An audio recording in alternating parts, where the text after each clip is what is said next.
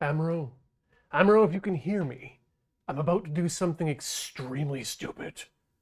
Hear my presence. It's time for Tinker Tailor Soldier Fry, everyone. Welcome once again to the Let's Try program here on the mighty Loading Ready Run Video Entertainment Network. My name is Ian Horner, and I will be your navigator through tonight's activities as we're not doing something that I've never done, but we're doing something that I've never done in the sense that I haven't done this kit, and by God, there's a lot going on in this. It's Gunpla night. This is the 9th Gunpla night that we've done here on the program, and we've made some amazing progress. We've been working on, for those of you just tuning in, the MSN-042 Nightingale New Zealand Char-Aznable use mobile suit at a weighing in at a mighty 1 to 1/44 scale. This, by God, has been taking up a lot of space in my project head, in my room, and Corey's absolutely happy to get the box down from above our the shelves above our TV to finally be done with this, and I'm excited to actually get the model itself mounted up there at some point in the future, because we're probably not going to be done today. Let's be honest. We've got, well, as I said in the tweet, we've got we've done the painting. We've done the assembly. We've done, not in that order. We did the assembly and then the paint. Yeah, we did an assembly. Then we took everything apart. We primed it, painted it. We've coated everything in a nice glossy sheen of Pledge floor polish. And I've been doing some work slightly reassembling things because it's a lot easier to find out what things are going to look like when you get things more put together. And it also gives you an idea of what stuff actually needs to be finished and what you can kind of just say, eh. And some of it, I didn't realize I could just say, eh. And some of it, I was absolutely incorrect in what I could say eh on. So, yeah, let's open it up. So what do we got left to do here? Let's bring you all into the into the big iPhone worlds, where we've got some top-down stuff going on here. This is the beast. I mean, I've got it zoomed in here quite a bit. Actually, let me zoom that out so you can see it a bit better. Yeah, it's a chonker. It's huge. And what we're gonna do with it, what we have left to do with it, is, as I said, we have the panel lining. We have a big old stack of water slide decals. We're gonna get some of those on there today. Not all of them, because, God, I don't think we could do all of them in 3 hours, to be honest. Especially with the panel lining as well. But then I went and did something stupid as well. Hall of the Wise Wolf asks, does the seam at the top ever get covered up? Sure does. There's a reason that that's not covered currently, because we'd still have to include, I guess you could call this is technically the neck goes on here, and then there's some chin parts that go down below there. And then there's the actual head itself, which goes up on top of there. So it's going to look real nice. And we did go ahead and seal the seam on the headpiece. So that looks real nice. Oh, wow. That is blending together me and the back wall. Let me fix that with the power of opening up the Facecam group and configuring the video and saying "niet" to further autofocus control. There we go. Should be no more with that. And this, I think, is probably going to be good. So yeah, we got the decals. We got the water slide decals. But then I decided we got to go. I got to go whole hog on this Gundam, right? Because, oh yeah, I love that orange holo. It looks good on the camera. It looks spectacular in person. It's just so deep and rich. Yeah, we went ahead and got some photo etched parts, which we are also going to have to apply to the various areas on here. We may or may not get to photo etch today, because in addition to the photo etch, we decided we need to get some more parts here. Like, you know, we've got a small photo etch set there. We've got like a big bag of giant thrusters to add in. chains to reproduce, and that's kind of where the problem is here. And let me get into this. So I was expecting to do thruster replacements on this, and there's going to be some interesting work in there where we have to actually crack some styrene, or cut some styrene and glue them into place in the bottom of these winglets here. But yeah, but one of the things I liked about this was there are two sets of brass hoses and springs to replace two sets of hoses, and that's one of them's this set here in this bit. The other one, though, is for these hoses here, which are attached to the plastic. So they're part of the plastic, and I don't know if I am feeling confident in my skills enough yet to go about trimming that out. So we may just end up going hitting that with some paint when we're done here. The nice thing is that because we are going to be working with panel lining today, and panel liner, well, we're going to be doing two things: panel lining and deckling, because I don't think we're going to get into, probably won't be able to get into the photo etch just yet. But yeah, what was I going to say about that? Yes, we're doing two things today, which seem incompatible because they're both incredibly wet. But we're going to be doing the panel lining with Tamiya panel liner, accent color black, because it's a black panel liner on a red mobile suit. It's going to look good. But we're also going to be doing decals. And while the deckling requires this big ol' thing of hot water here to soften the decals and get them off the paper backing, the panel liner is not water soluble. So we could very easily just like throw down panel lining and then go in afterwards and do the decals there and then do the cleanup on that or whatnot. We can do either order as we prefer. And I think I would like to start off with some panel lining on this. This is actually the ugliest the suit is going to look, quite frankly, I think. Oh God, it's hard to see because of the lighting sometimes, but when I was laying down my, let me see if I can get it closer here. Yeah, Pat Bear's got some good advice there. Try varying up your colors for your panel lining.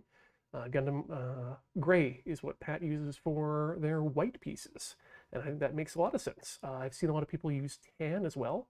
Anyway, I was talking about how I screwed up these tanks, and you can see here I applied a bit too much of the sealer, the gloss coat, and it ended up starting to pool in some areas, and that reacted with the paint underneath, and that's unfortunate. But I think it's gonna look okay. This happened to me before when I did the GP03, and I feel like this is something this is the ugliest this model is going to look, because once we've got everything put together, we'll hit it all with a matte coat, and it will just look beautiful.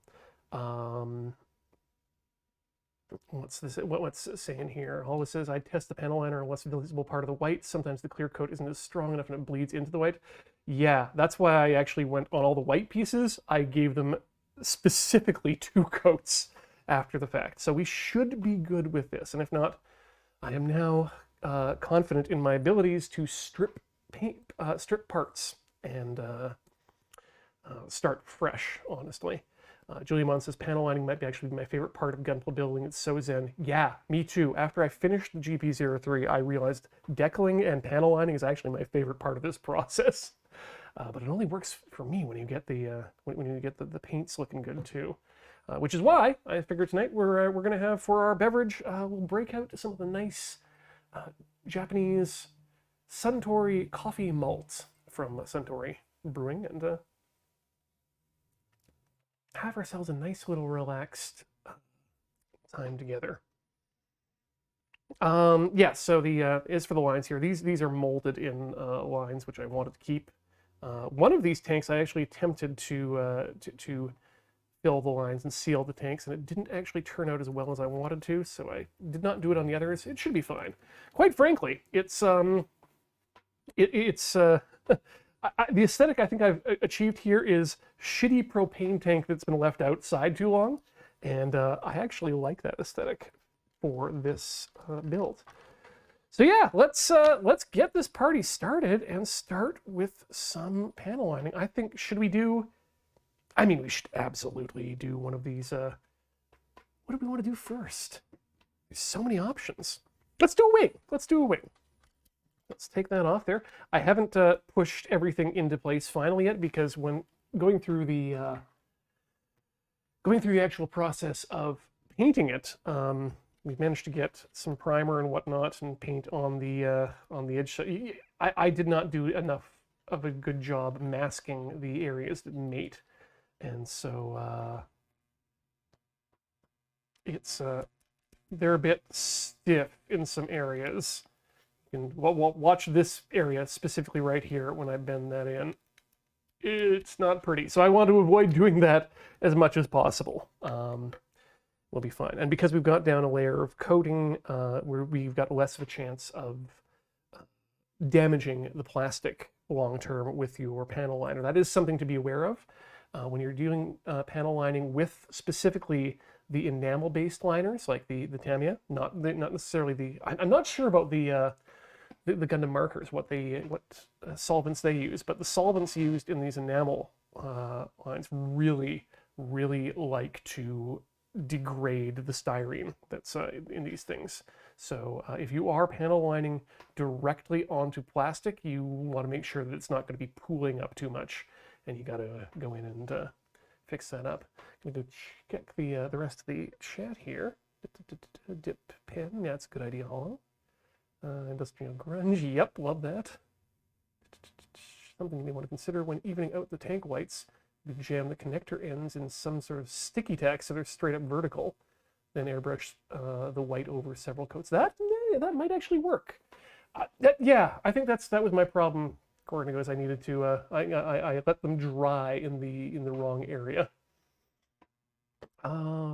Okay, and Hollow says, while you do that, Ian, I'm going to do 7 thin layers of yellow paint by hand over various armor panels. Godspeed, Hollow. Yellow's, as we all know, a difficult color to work with. Okay, enough chit chat. We're going to chit chat for the rest of the show. Let's get into the panel lining. So for that, I'm just going to give this a little shake here, because it's always worth shaking. And Iris is just going to assemble some Mr. Handy robots.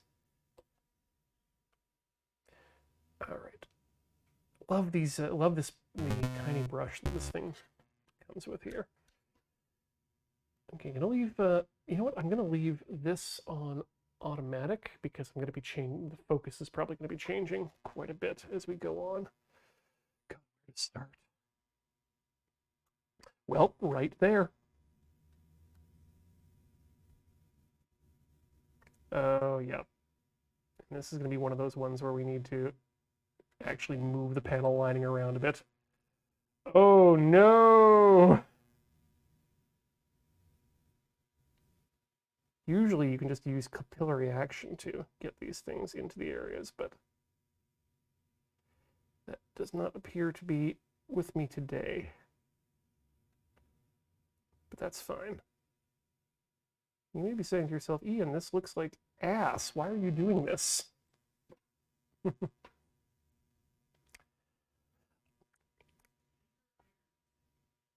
that one's not so bad. I think this has a lot to do with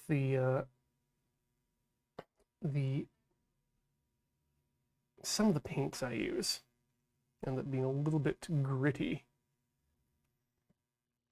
Symphonic Lolita, not necessarily going to wipe off the excess, but I'll show you what happens when we get to that stage. Let's do something really satisfying here. Yeah. Okay.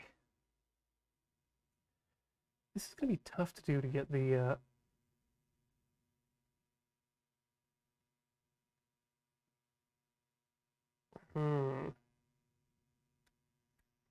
I'm curious as to how well this is going to work. I might just paint that all right in there,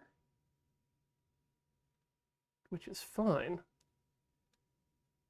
It'll look good once it's all evened out.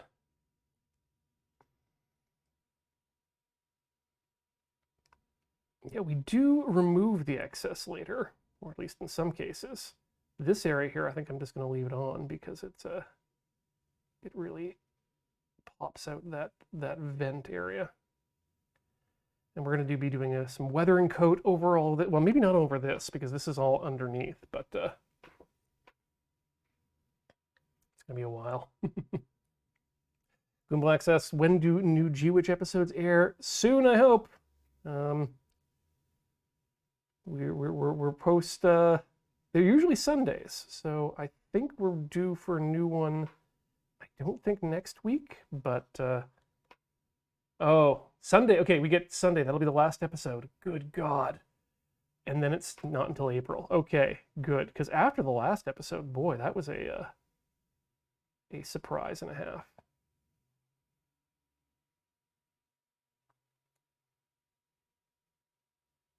Some guy named, who looks a lot like Guel Jedhurk, is working on these new ships, and I don't know, never seen that guy before. Who could he be?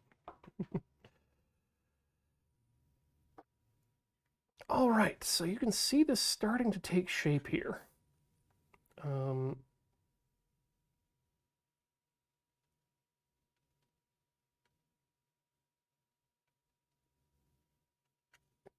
This is going to be an interesting one. And when will G-Witch get out of Crunchyroll Premium? That's a good question. I don't know why I'm bothering with so much of these particular parts, because these are just going to get covered right up with thrusters. But, you know, we got to do it all. Or at least we got to do some of it. We got to try, and then we have to mirror it on the other side, and then we get to decide how much of this has been worthwhile. But I do love a good panel line when it looks sharp. Okay, let's see if we can't use capillary. No. The capillary action works a lot better when you've got a glass smooth surface. So that's something to think of next time.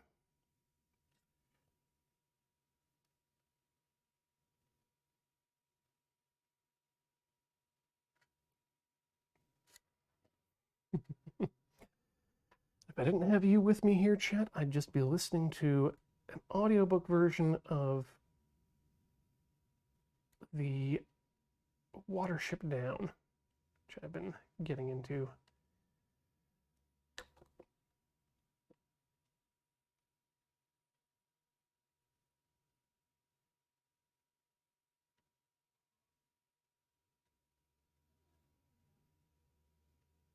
Okay. Whew. Such definition. There we go. That's a good one. So this one's not going to require very much cleanup because, as you can see, hopefully, the line or the paint has been pulled from the corners around the edges, thanks to the magic of surface tension. So that means there'll only be a few areas there that need to be cleaned up afterwards. Okay, let's keep on trucking.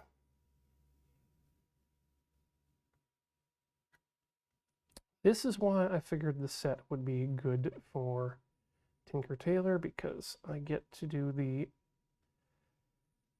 homework on it too.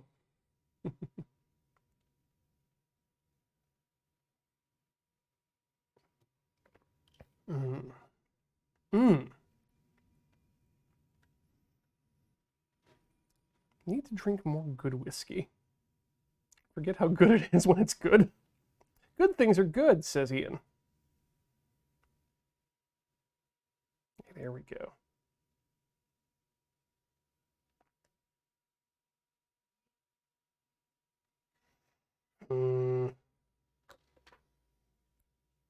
Yeah,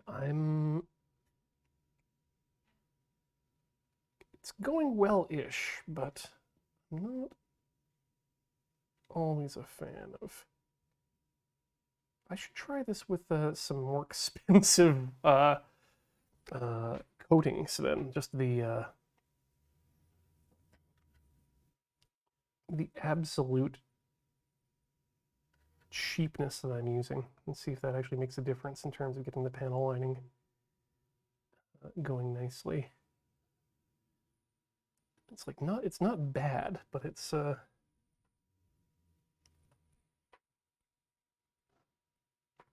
again, this might just be me in the middle of this is the worst stage of the Gunpla build process, and I hate everything.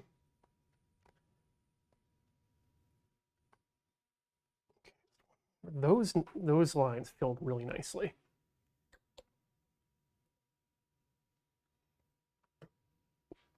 Hey, congratulations, Sir Marco. That's I mean that's where you want your raises to be, is within your in the salary at the hourly rate. We got our new pay rates applied here on finally after our union hoo-ha from last year. And unfortunately, it seems like a lot of people are seeing not a lot of let's say return on investment. Oh, here's a problem.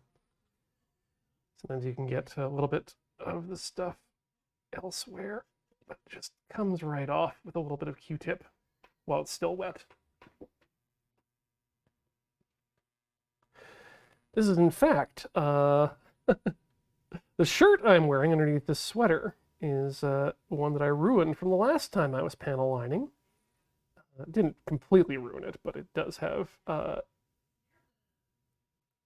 some dark spotted stains from me flicking the or taking the excess off the brush tip in the wrong direction. But we're good. I wonder if my grip matters at all here. No, it's just that these aren't the capillariest edges.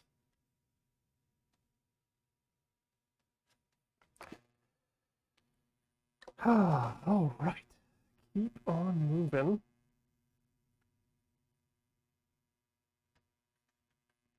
Ooh, okay. Let's move this in that direction. So I'd like to get a few there. Make sure those lines get nicely. You know what? I'm actually not going to put anything there because of the... We already see how much stress this part is under, and I think that if we were to add any chance of it failing, it absolutely would. So let's leave that be. It's one of those pieces that I think is not going to be visible in the end, so I think we're safe there. I mean, most of the stuff underneath here is not going to be visible in the end. So let's be good to ourselves. Let's give ourselves a present.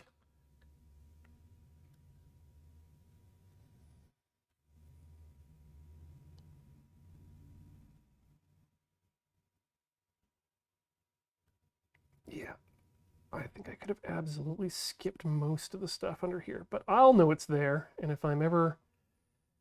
I mean, this is going to go on probably one of my top shelves in the home, which means that, yeah, the underside of these wings is probably going to be absolutely visible.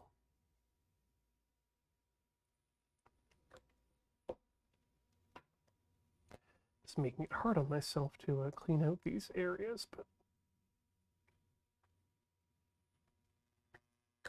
again, everything you add to the design, or not to the design, but to the process of building these models is additive and helps the other pieces. So again, once we get the weathering on here, the weathering is going to hide a lot of the imperfections in the panel lining and in the painting as well. Not all of them, but that said, we didn't make that many mistakes. He says, hopefully.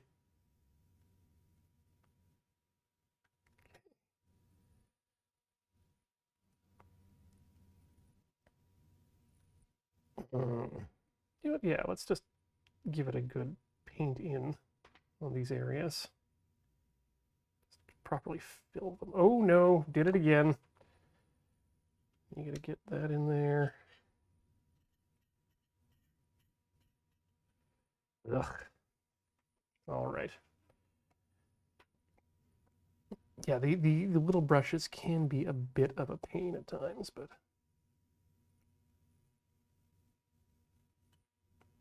I still love this stuff.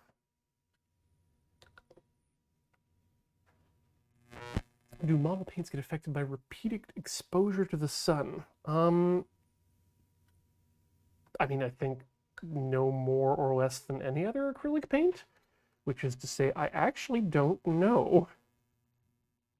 Ah, dang it. Came in from the wrong angle. You gotta come in really close with this quote-unquote brush. Otherwise you risk touching other things you didn't mean to. Oh, but that said, these little bolt marks here, these are coming in nice. Nice and easy. Small touch fills the whole thing. And Bob is, in fact, your uncle. Ah, well, you know what? And then you go ahead and touch your paint to the side of a hole that just goes nuts. All right, we got a few more of those to do here. In that little crevice there, let's paint it through this. Yeah, that crevice there. Really coming together, though. Okay, just send that down. Extra dark edges make for some nice contrast there. I'm gonna do that in these areas too. Just touch it up a bit down the middle. And you too. Okay, you need to be touched up in the middle there as well. Talking to yourself again. Okay. Do one more there. Paint the interior. This doesn't work.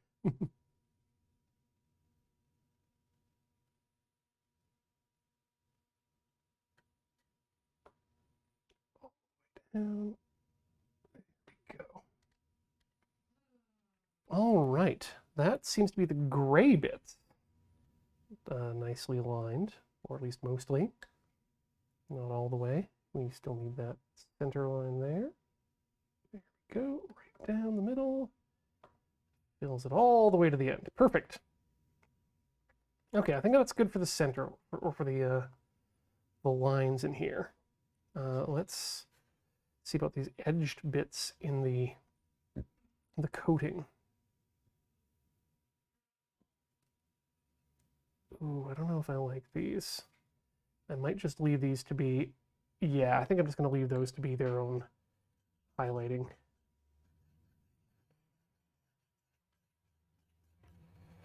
All right, let's see how that looks like compared to the other one here.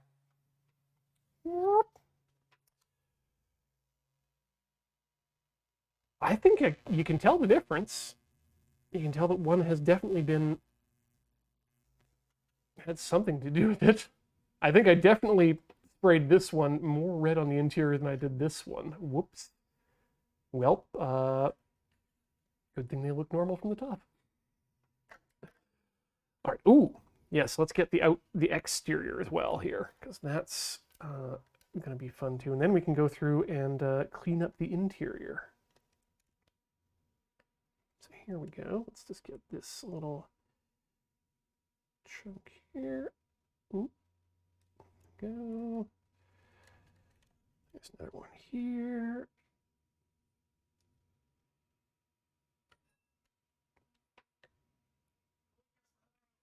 Chunk there. Another one there. These might actually, some of these might actually get covered up with the photo etch parts, which is fine as well. But okay, there's definitely a thing here. So let's get around the edges. Just give it a little paint. So we'll be back to clean that up in just a second. All right, side here. Beep. And beep.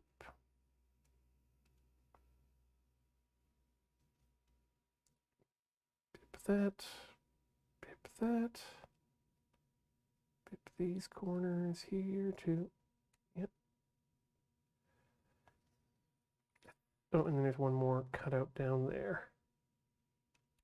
Great. I've been very curious to see how these look once they've been given some panel liner, but let's.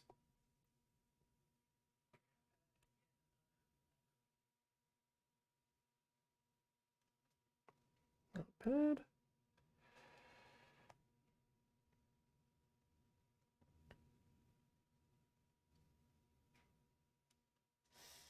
Yeah, this one's going to be a bit of a messy one to do, just because it is such a such a bad job I did on the paint. All right, what do we think? Get through there? Let's just finish up with the other bits here first before we try doing that contour lines. Okay. I only did the cutout portions, so we'll do that this side as well, and then we can always come back and add more. And we can always come back and remove more too, but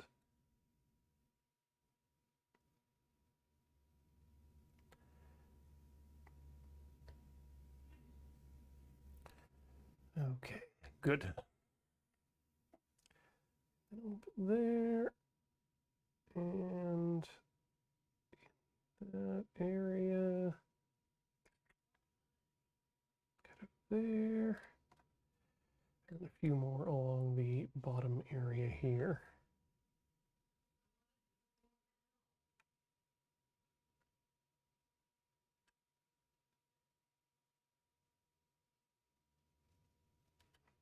Okay.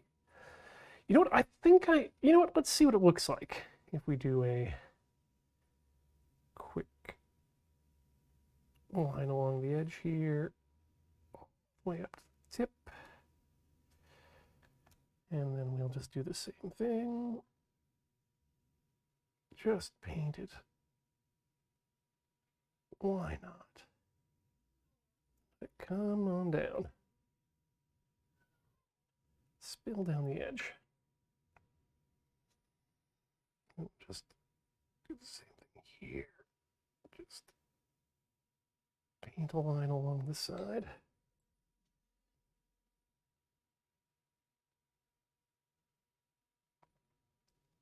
Okay, I'm already happy with my decisions that I've made here.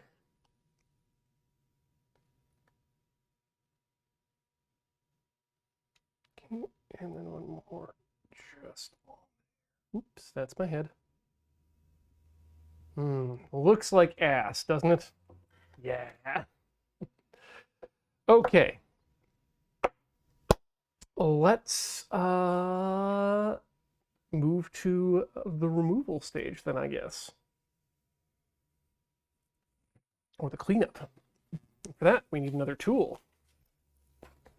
This is one that I picked up. I mean, you don't need these. You can just use a Q-tip or any other thing, but I really like this, this, it's technically, I guess, a, not a goof, but a DOMS heat thing. But it's got these little, not erasers. It's more like the magic eraser compound. Shoot, what is that? Myanmar? No, that's not it. Melamine sponge, which honestly sounds like a Gundam name. And then you're going to want to get yourself paper towel, and you're going to want to get yourself a little bit of lacquer thinner, because that's what's going to take this off. So we just need to open up our lacquer thinner here, and honestly, you can probably get by with just, sometimes the fumes on the top are enough to moisten the tip. Yep, there we go, look at that. And it just wipes away the excess. Or sometimes the whole thing, if you're not careful. We should definitely head to the inside first, I think. Let's put that back. Back you go. Okay. Now the key here is that you don't want to press hard, and you don't want to over erase. Let's just add a bit more of the regular lacquer thinner, flip it over, and then you just very, very, very lightly, especially if you can use the flat edge of the brush, just take off what's too much. The flatter edge of the brush means you can get in there a little bit easier and not erase everything. However,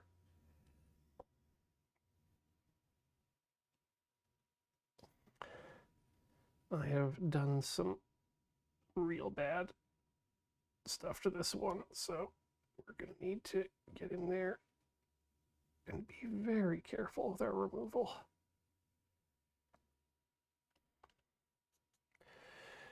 Oh, okay. Make sure to get all of it out, dab it down. Yeah, it's a neat little tool.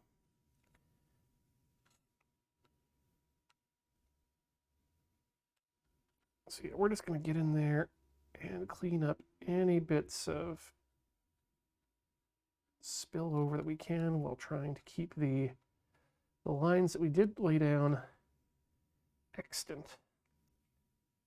I hope I didn't screw anything up by grabbing this this wing, but you know what? We're probably too late anyway. Okay, where's a good example here? Again, there's a little bit you can see next to the line there, maybe? Yeah, there you go. And we just wipe that very gently away, maintaining the rest of the lines. Same here, it goes with that edge at the bottom. Keep it in the family. Okay.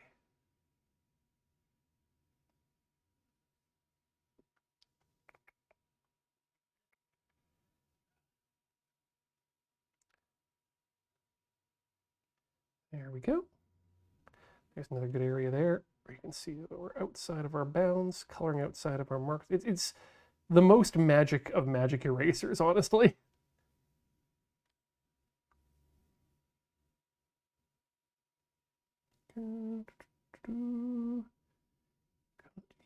I think I made a mistake there, but oh yeah, yep, I've definitely done some stuff to the outside of here. We're just gonna very quickly clean that up.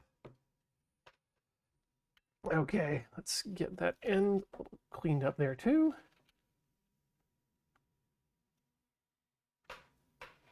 That there says for markers, you can just use a polymer eraser. Well, that makes things easy. Whoop, whoop, whoop. Just the lightest of touch. It's all you need. It's definitely its own technique. Okay, I think that's all I need to clean up on the inside. Let's now move to the outer sides. And very rarely need to add more water to this thing. Not water, solvent. Those are good. Those are good. There's a mark there. So we'll just take that out. Edges are good. That looks nice.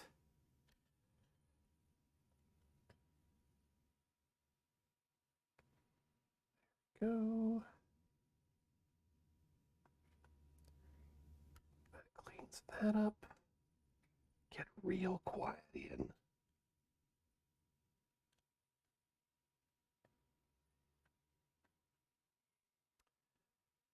And oh yeah, definitely around there. Oop, oop, oop, that was a bit too much, but can always fix it.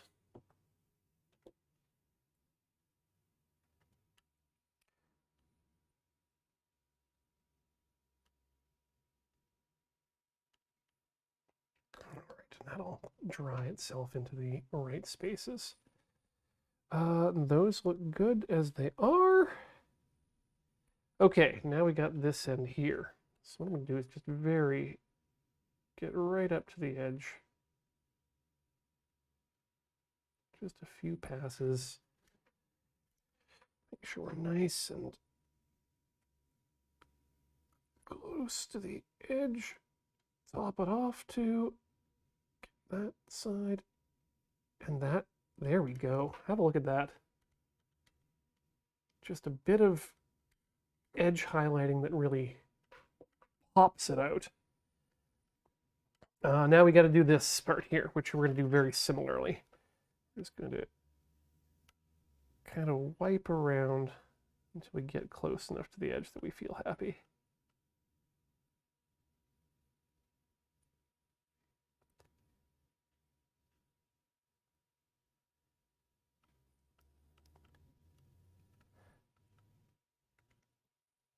Okay, gonna clean that off a bit.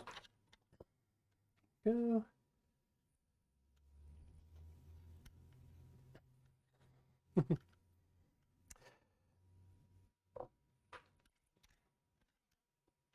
I mean, Hall, you could probably do the same thing with any sort of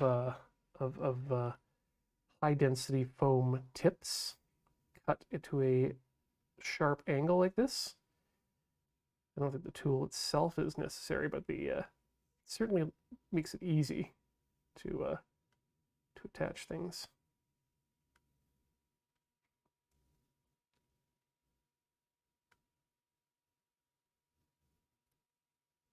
If you're curious, I think I got it from Delpy I think, but I might be misremembering things. Okay, let's get that in there, and can just clean up those edges just enough to make this seem intentional.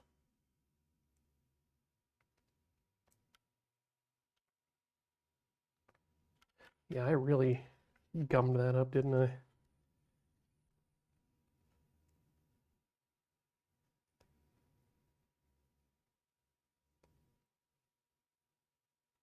But you can get the head in there pretty easy. And that, to me,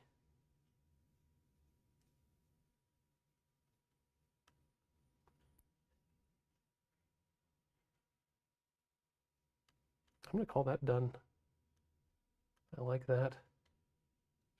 Okay. Yeah, this stuff doesn't really need to be thinned. It should be, you're just wanting it to break, as Arclight says, breaking the surface tension. All right. Okay, well, you know what? Let's get out the pieces that we need to add for this as well, because it's got a few bits that go on it, and we might as well get that done too. So I'm going to try and match these pieces.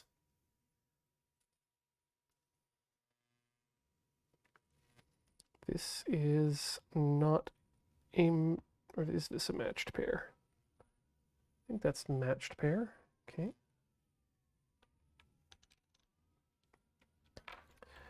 This is a matched pair.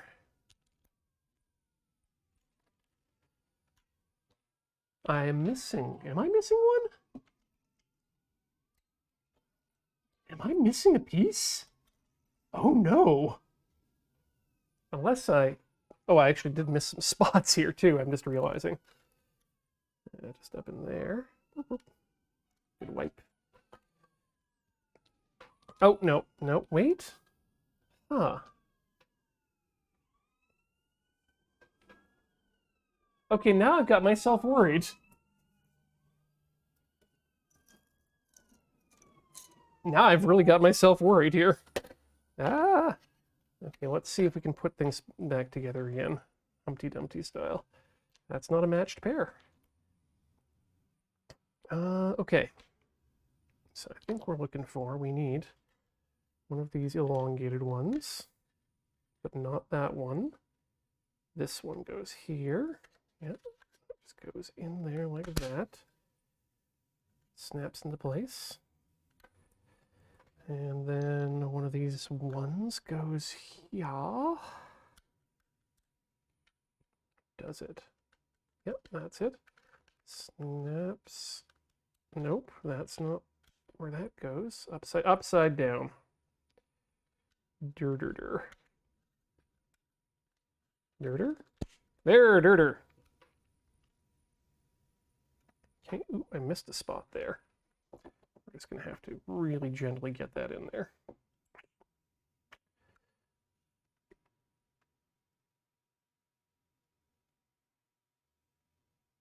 There we go.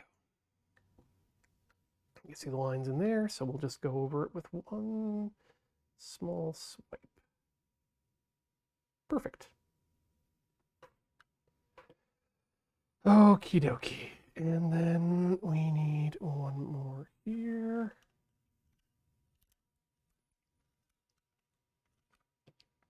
And one more of the bottom ones here. Okay, well that's well and good here. I may have to... Where could it have gone? I only have the one thing of parts left. Well, you know what? If I'm missing a part, then I'm missing a part. These have been moved around a lot, though. All right, let's... Okay.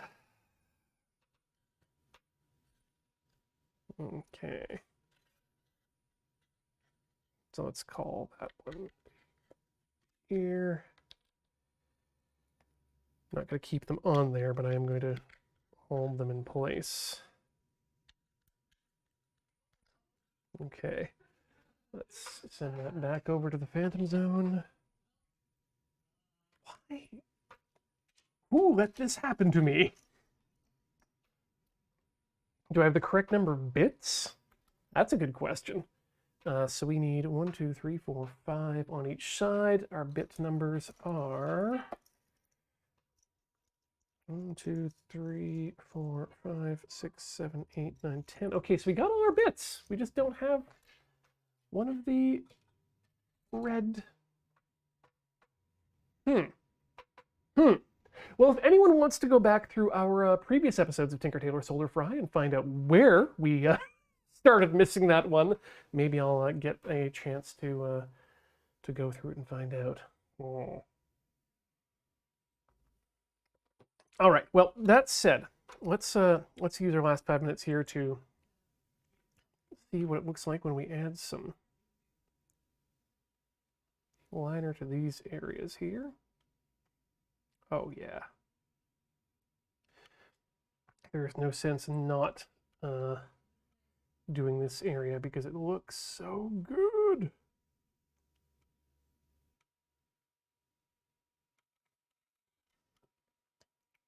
Really, really brings out the edges and everything.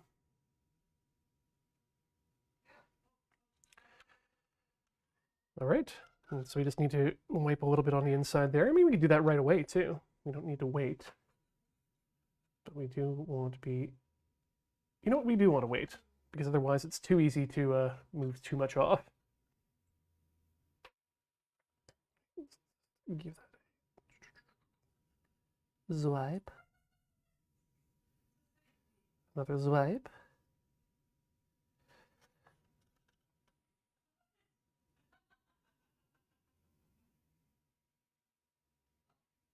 Still not a master at this, but by God, practice is fun. Good. Okay. Just a bit more here. How do we like that? I also can't believe I poured all of my water for deckling and went straight into panel lining like this. Now my water's cold, probably.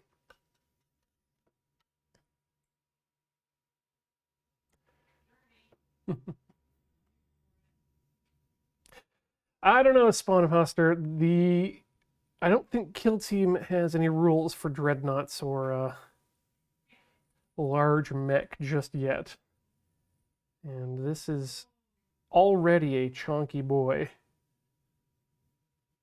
compared to most Gundams of this scale anyway. I think this is almost twice as tall as a Gundam itself is at the 1 to 144 scale.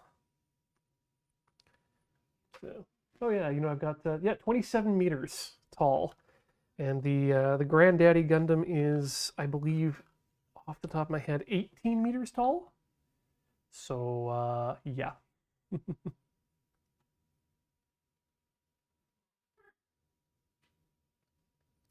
That said, I have now been emboldened, though, by the last Kill Team episode where we got to bring up the Zaku's, and those were fun. I mean, the Zaku's themselves were fun just as Zaku's, but the Grey Knights themselves, love me a Grey Knight now.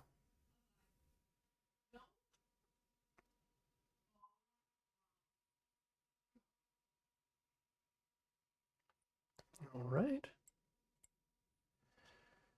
And then the last one on this wing. I've been going pretty quickly too, honestly. Probably quicker than necessary, so.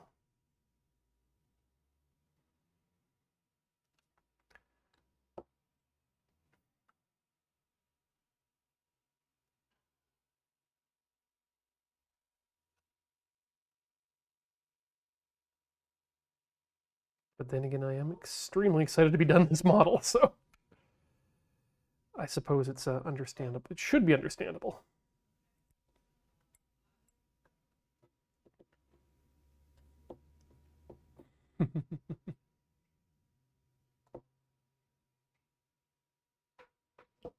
Oh, the wolf brushes, although, are spectacular. They are. I am a real fan. A big step up from the Princeton Select. Thank you again. Okay, let's clean up our mess now that we're done here. Aha! See, that's mess right there. There we go. You can see that now. Let's go in and just wipe it off. It ain't even there.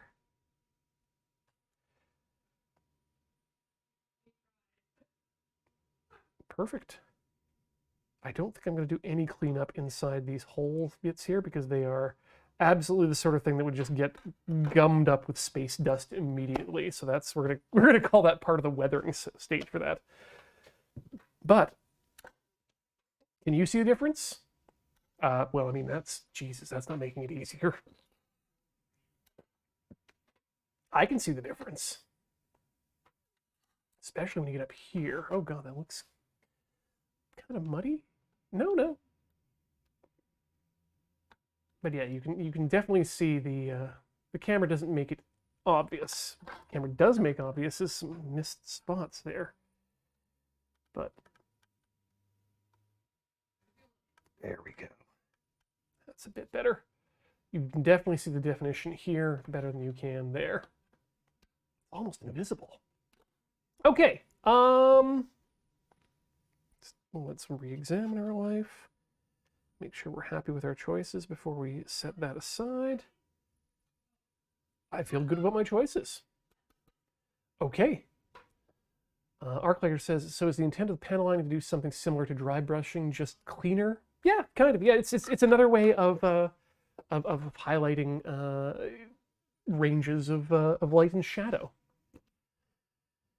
All right, I'm going to take a short break here because we are at the top of the hour, and yeah, wash is probably better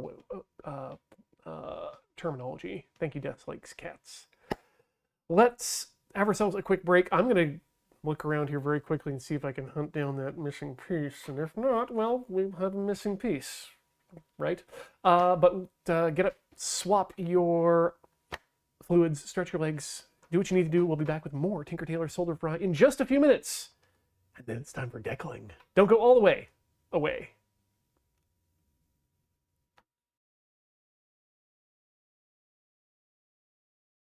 Folks, we are back with more Tinker Tailor Soldier Fry. I think I bumped the camera. That's okay. We can just put it back to where we want it. We can put it anywhere. No rules. I did go back to the sprues to have a look. And I have an extra thruster and thruster interior, but I don't know where the last one of these wingtip things went. I'm gonna have to I mean, I might have to order another sprue from Bandai or just hide it, as I said. Ooh, or I could probably cast it, print it, or just ignore it, to be honest. There's options here. But damn, that's annoying. And I don't know where it could have gone. I've been keeping all the parts in these quarter sheet containers covered with a towel so that they don't get covered in cooking oil or whatnot. So yeah, I guess I'll have to hunt around. It might be on top of the shelf. There's a chance. We'll check next break. Chat. But yeah, we've been working on this for over a year now, so I mean, could be anywhere at this point. I touched my glasses, and that's no bueno in my book. Cannot suffer to let a smudged glass stand. It went into the crab rangoon. Oh, good. Yes, I must have absolutely eaten it then. You know what? Now that we've done some panel lining, because we wanted to demonstrate that, let's do something else. Let's do some deckling. And for that, let's grab another part off here to make things interesting. You know what? Let's grab the waist. So let's disconnect the top here. Remove the legs. Those to the side. Please do not lose the legs. Remove the tail. This kills the crab. Yeah, two more big ol' tanks in the bottom there too that definitely did not come out best. But again, mostly invisible. And let's just work on the dong, the dongle section, as it were. Where is? Oh, right. I kept my list here. Let's. I mean, everyone gets to see everything now. Whee! Notes. Kept my application list for the. Or did I? Uh-oh. Oh, good. Yes, good. That's the decal list. I gotta figure out where these things go, right?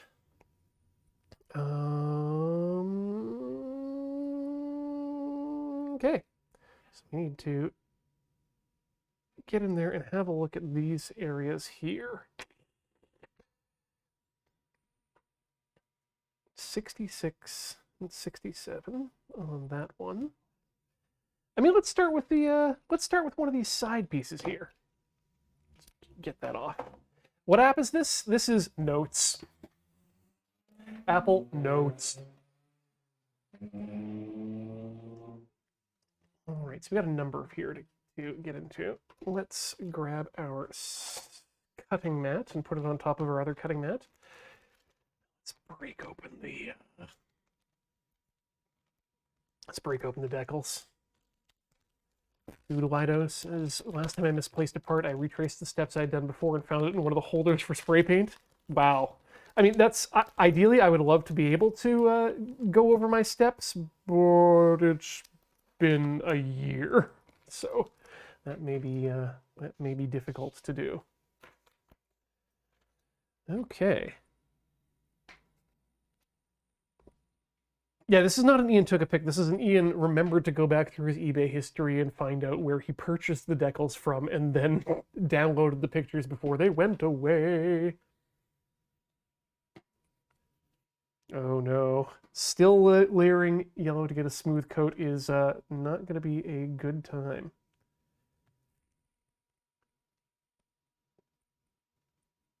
Okay, I think, if I remember correctly, where does 6 go? Oh right, that goes on the side of the dong. On one side of or another, maybe, if we want. Turns out there's a lot of options for decaling sometimes. But we're going to start with, yeah, let's start with the Char-Aznable symbol, which always looked more like a Casvel Daikun to me, but neither here nor there.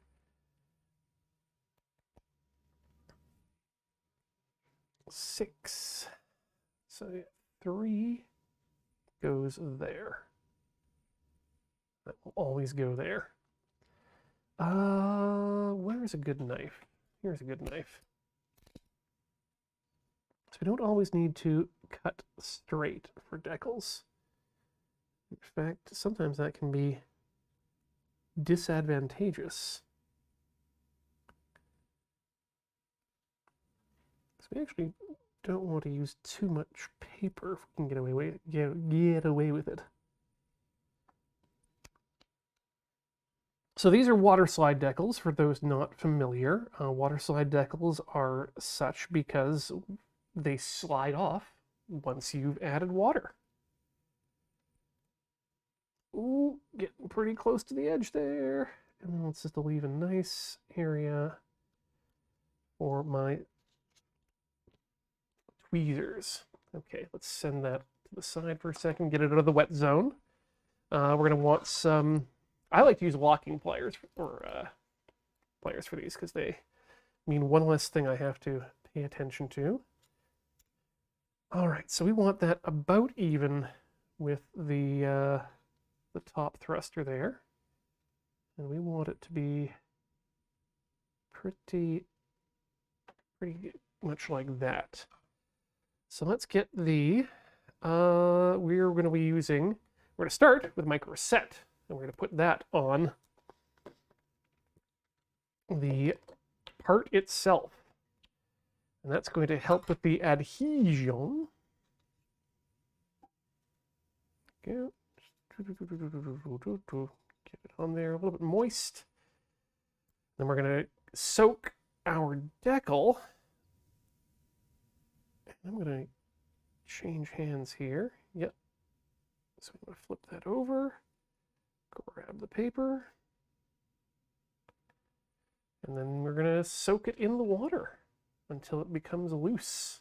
2, 3, 4, 5, 6, 7, 8, 9, 10.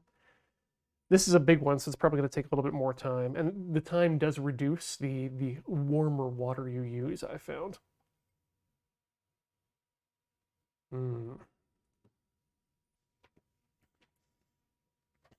Wisdom says, decaling a real grade makes me wish I had jeweler's lenses.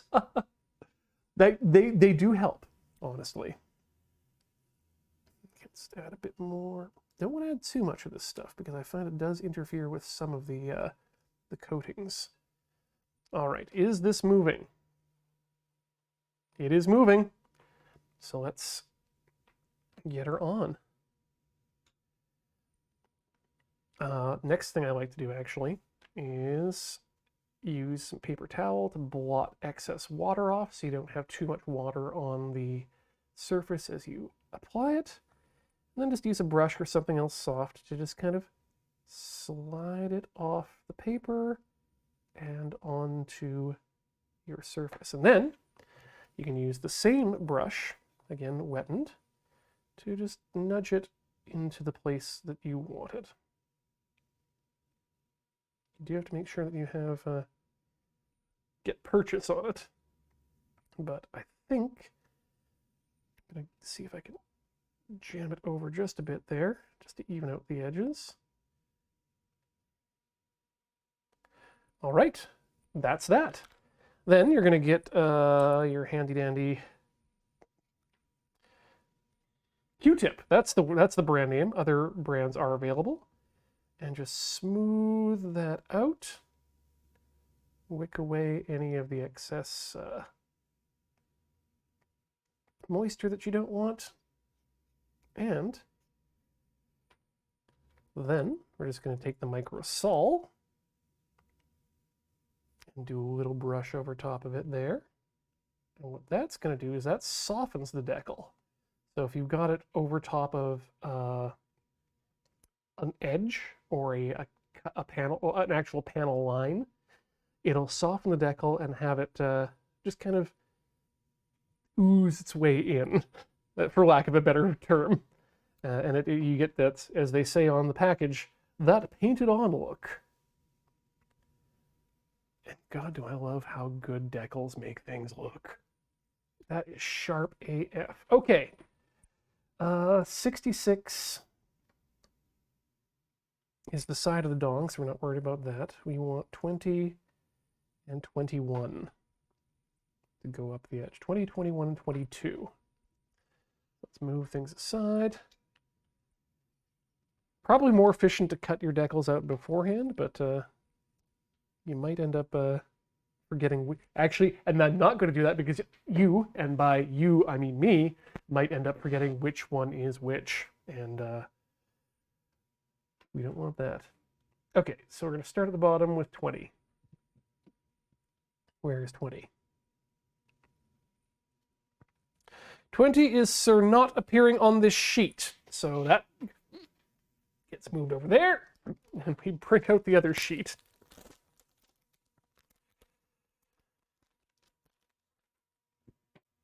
All right. It's one of the cotton ear reamers, I guess, is the what I could call it. Oh, sweet. Oh, no. They've got they've got little. You can't, you know, you can barely see it, but they've got numbered funnel information down the middle there. I like that. Okay. We are looking for. Aha! This is good. Okay. So 20, 21, and 22 kind of form a line that goes up that way. So I could technically probably take them all out at once, but that would be hell to try and put together. So 20, 20, 20, 20, 21, 22. Let's start with 20. Burp, burp,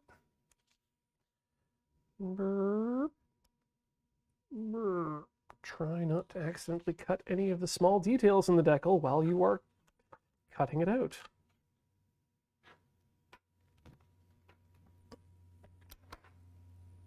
Okay, and then you get a lot of little wet bits that will collect. Okay, want to make sure that I'm doing this in the right direction. Okay, so it's going to go there. I'm going to grip it again from here because I'm using my left hand. Right, into the drink. 1, 2, 3, 4, 5, 6, 7, 8, 9, 10, 11, 12. I had it out of the water for a good amount of that time, so putting it back. Is the water at all warm? Oh god, it's that terrible lukewarm that you can barely feel.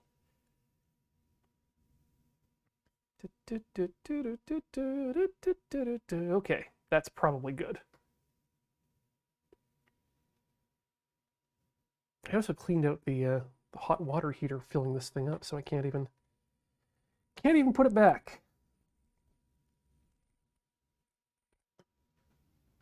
Okay, so I think this one ends up.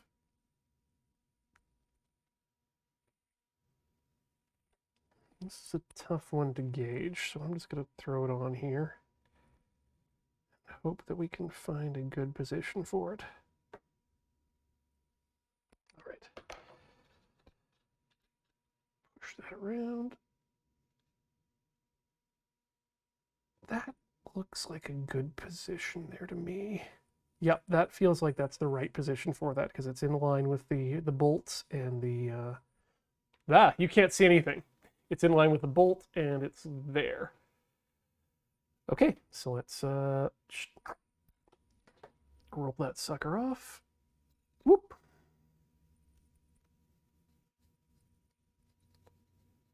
Okay, yeah, so I think the microset is actually reacting with the coating. Or the microset is. So maybe I'm going to try not using that, but we'll definitely give it a quick soling. Okay, and back to the pack. Back to the pack. Samurai Jack, Jacka Jacka Jack Jack. And you know what, let's cut them both out, because now we won't get confused. We won't apply them both at the same time, because that doesn't work that way.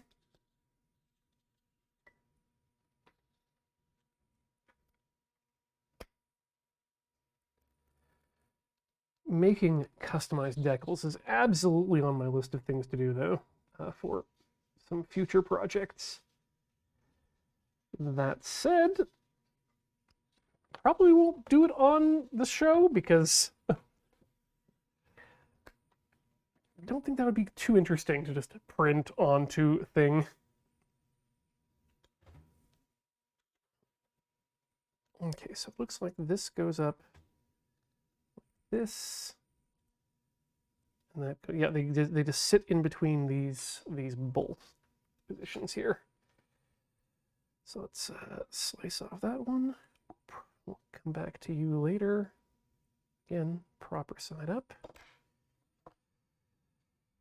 Drop your paper. And I think we're going to want to use that side. Into the drink. And again, let's try this without the micro set. Let's just use a little water and see if that is okay. That might cause the same problems, but this is an experiment. This is how we find out. Oh, that's looking very nice.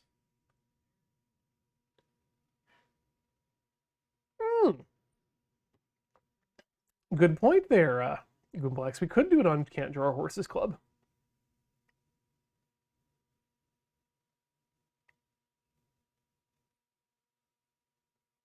All right, we have now soaked. We are dabbing on paper towel to remove excess water. We are pushing. Let's see if this works out. So we're not pushing, we're sliding. Okay. That can happen. Don't worry about it. If your decal folds a bit, don't worry about it too much. You still have time to save it. And we did. In fact, you can actually spend a lot of time moving these things around. I wouldn't, though, because it does affect some finish. Oh, God. Okay, nope. There we go. Woo! Keep pushing. Keep nudging until you get it how you like it. Just make sure that when you get it in the place that you like it, it is flat against the surface. I like to use an old brush for this. Some people like to use toothpicks. There are a number of things. You just want to make sure it's going to be gentle and not going to tear the decal, because that will ruin your day. I've only had that happen a couple times, but they were on very, very prominent decals on a shield, and I was sad. Because it's one thing to order, a new sprue to replace a part you may have misplaced. It's another to order another sheet of decals simply because you've you've lost one of them due to tearage. Great. This is going well.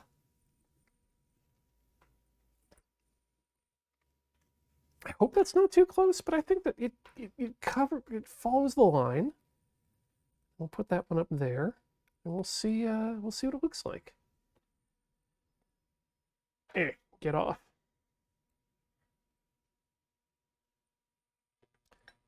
I do like the water though. The water seemed to be good. Right, I forgot to microsol it. There we go. All done.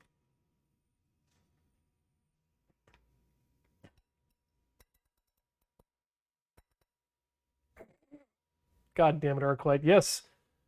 So far, this build is more on model than some Gundam series. Okay, that's absolutely got to be completely saturated. Push it. Push it real good. Oh, yeah. That feel win.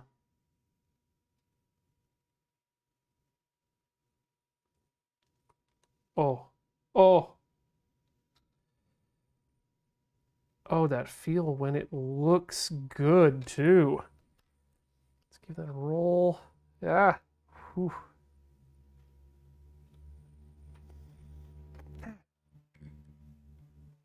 Pops like heck. I am pleased with that. Well, I guess we got to do the other side of the skirt then, or the loincloth, I guess. Is that what you call this?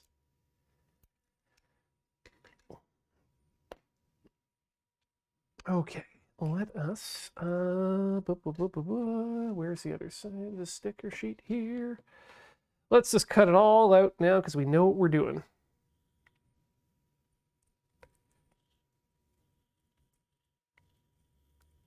Actually, if you don't mind, I'm going to take a second here. Just readjust this camera just a titch. And by a titch, I mean a whole bunch.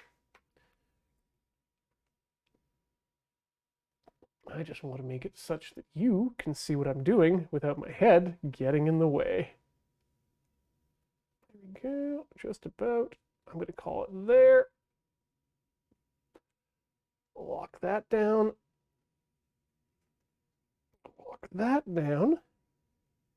And then that's just a matter of moving things over here and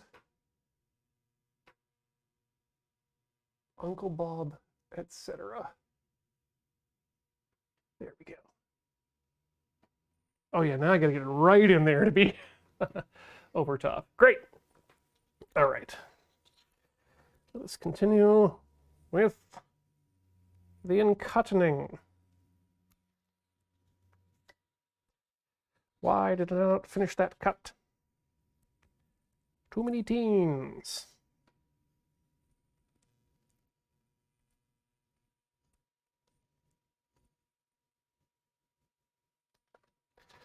Okay, around the bend.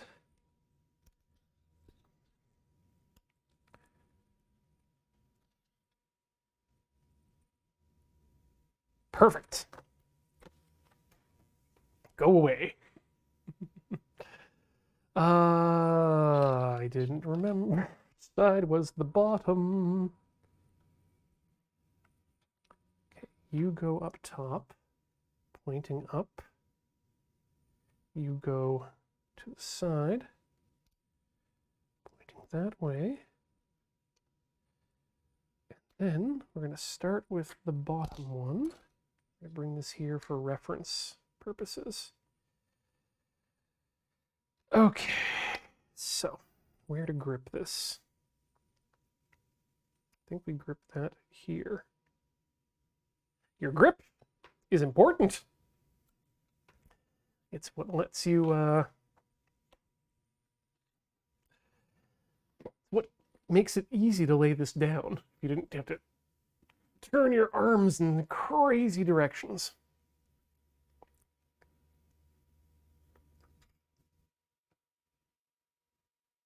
Oh yeah, those are definitely solid on there. Happy, happy, happy. Give it a bit of water there. And that should be good.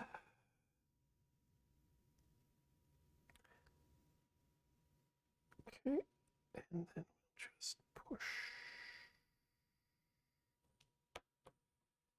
Then we want to get that such that it is even up there. Just about.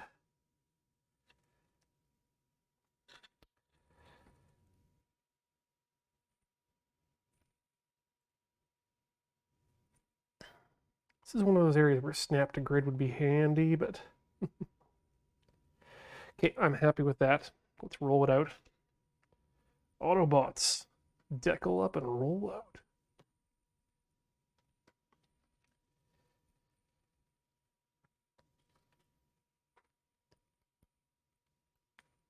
You know, there's all this talk right now about speakers of the House in the Americas, and I don't want to get political, and I'm not going to, but I would like to put it out there as a suggestion that why don't, you know, if for a position known as speaker, why are we not hiring voice actors to do that job? I would be very happy in either Canada or America to have Speaker of the House Optimus Prime.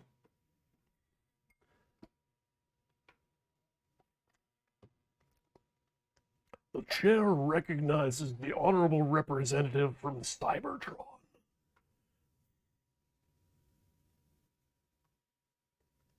You, Prime, have put too many concessions in this bill. I, Starscream, should be leader. I've got this all backwards. Shit. Also, there's two parts of this decal and they're breaking up. I don't like it. Starscream out. That wasn't even a bill, Starscream. Yeah, it's we're getting old. What does that have to do with anything? Not much, but look, I'm getting old. The F-14 isn't the impressive vehicle that it used to be, Prime. Despite the machinations of one Mr. Thomas Cruise.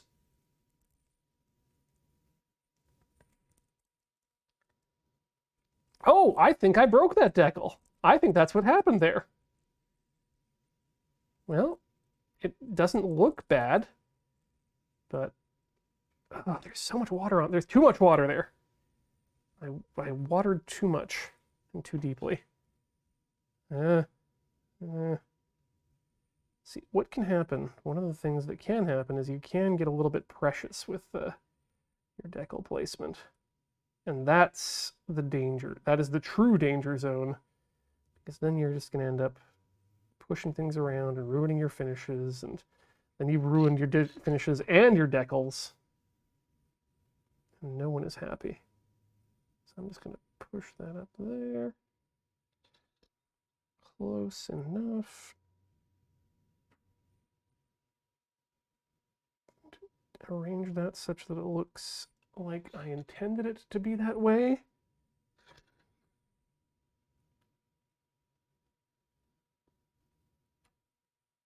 Definitely intended that line right there. Okay, and then we're just gonna roll it off. That gets the water out from underneath. Nice. Let's give that a little bit of a soul. Perfect. Okay, now that I've gotten out of that heck, I can look at the chat and see what happened here.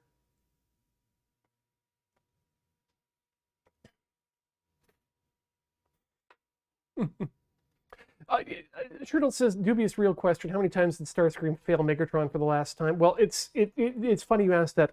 I don't believe he failed him for the final time even once. Megatron exists as a being outside of time. So when he refers to "you failed me for the last time," it means that he actually is referring to the previous time that, or the last time that you have failed me, which is about weekly when it comes to Starscream. So glad we're all on the same page. Into the drink. Ah.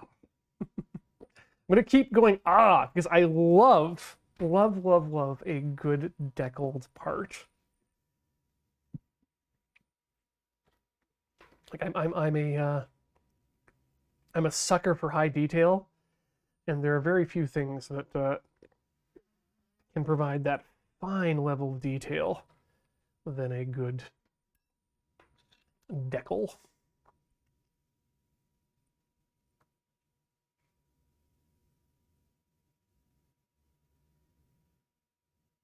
And once I found out that you don't need to be so precious about laying them down, that you do have time to work with them after they've been released from the paper. That was always my biggest fear, was like, oh my god, how do I get this down perfectly the first time, every time? Like, you don't have to.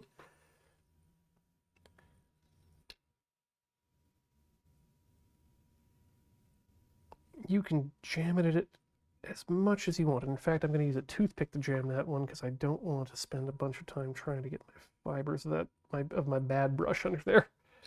All right, how does that look comparatively? It's about the same. Oh no, this one needs to be further down. That's too close to the bolt. There we go. That seems a bit better. Okay, that's a roller. Brush, micro sole.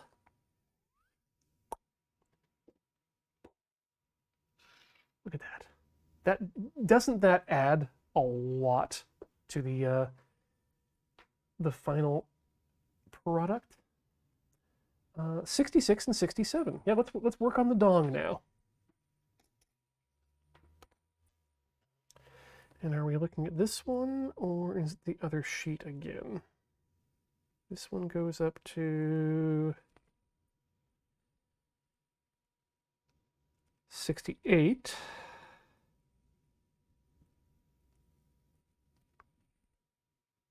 I bet they're on the other sheet, to be fully honest.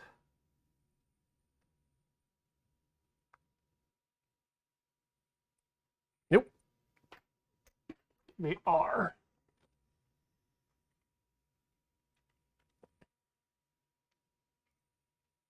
Wait a minute. 66. Okay, I got 69 and 70. I guess they are on this sheet? Tim Ford writes, welcome to the channel, and welcome Raiders as well. Hope you're all having a good evening tonight. We are working on a Gunpla model of Char's Nightingale from Beltorchka's Children, which is well worth the read. Okay, so we got 64, 65. 66, 67. Bingo, bango, bongo. Okay, so 66 first and then 67 on the other side. Gotcha. Probably just yank it right out of the sheet.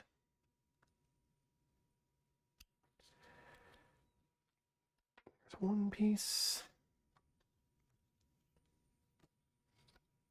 Oh yeah, if I have one piece of advice for people who are doing water slide decaling, it's that make sure that your cuts are clean, because it makes it a lot easier to slide the decal off of the paper onto the plastic if you're not going up over a lip of ragged edged paper.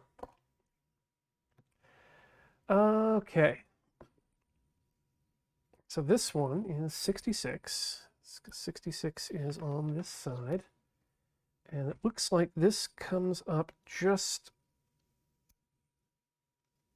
over the ridge here, where it comes down into this natural panel, well, this natural seam, which technically is now a panel line, because they're panels. So let us grab that, start soaking. While we're doing that, I'm going to pop up my drink with my other hand here.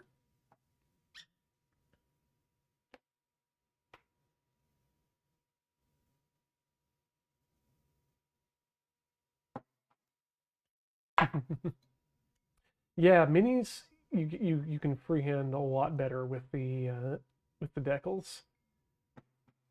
Generally because it's less mechanical in a lot of cases.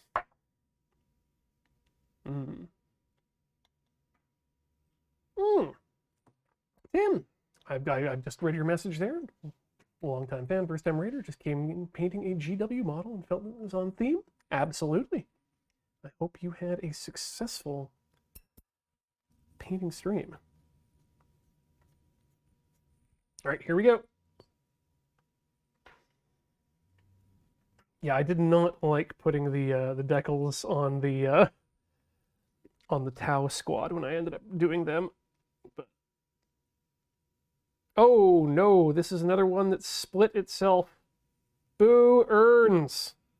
It's natural split again, but it still sucks when that happens. All right, let's push that down, push that this way. Let's see if we can get to match that angle.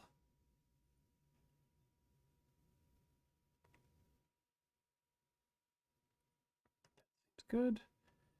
Let's give that just enough space in that break there again so that it looks like it was intentional. Just shove it up a bit. Perfect, straighten it out. Oop, too much. There we go. And that's not quite straight. Okay, even the angle down the bottom. I'm happy with that.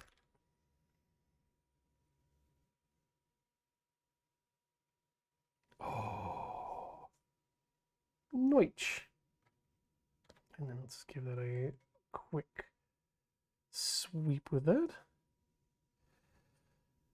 Princess Intel asks, does this Gundam shoot lasers or... Well, fortunately, this is not part of the combat apparatus, shall we say. It does have a bit of it is partially articulated, though, which is more than I can say for myself. Maricat says, God, I wish I had the fine motor control Ian was just showing there. I've ended up smashing the decal into a ball against other parts somehow. Eep! I honestly don't feel like I've got that much motor control, or at least not as much as I'd like, so... what's the word? I hope that you gain more control. I don't know. Maybe I should have been a surgeon. That's absolutely not a good idea. I should not, in fact, ever be a surgeon. Now, what do Gundams shoot? I just realized I don't know. Well, technically, if you want to talk about what's in universe, they often use, there are often laser-based things, but usually it's a particle beam, either of hyper megaparticles or whatnot. Gundam tries to be scientifically plausible, I think is the best way for that. And they do a very good job of, at least in the Gundam UC versions, being pretty good about portraying weightlessness and the sheer slowness of orbital mechanics in combat.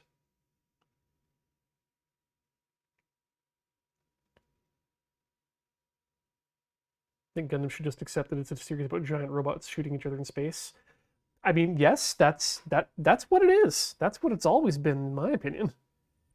Don't know which Gundams you're watching. And that goes for everyone who's not watching the Universal Century exclusively.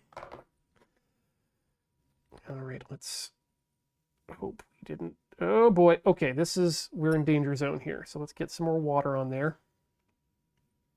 And let's get that floating around. The minute things start folding or something doesn't start sliding the way you expect it to, you definitely just want to add water and hope that you've got enough surface tension to get things floating again. But let's be back a bit more. Yep, I think that is that matching. I'm pretty happy with that. Yep, let's push it down just a bit more. And let's get the roly boy out. A fine roly boy. Go. Try off the paintbrush. Give it a sweep with the micro sole, and looking good. Looking very good, I think. I don't think there are any more pieces on that particular chunk of the Gundo. Do you want to do a propellant tank for fun? Because I kind of do, actually. Let's pull out one of the friends from the back of the thing here. Yes, he'll do. But yeah, big echoes to what Hollow was saying there in the chat with regards to needing fine motor control for this sort of thing.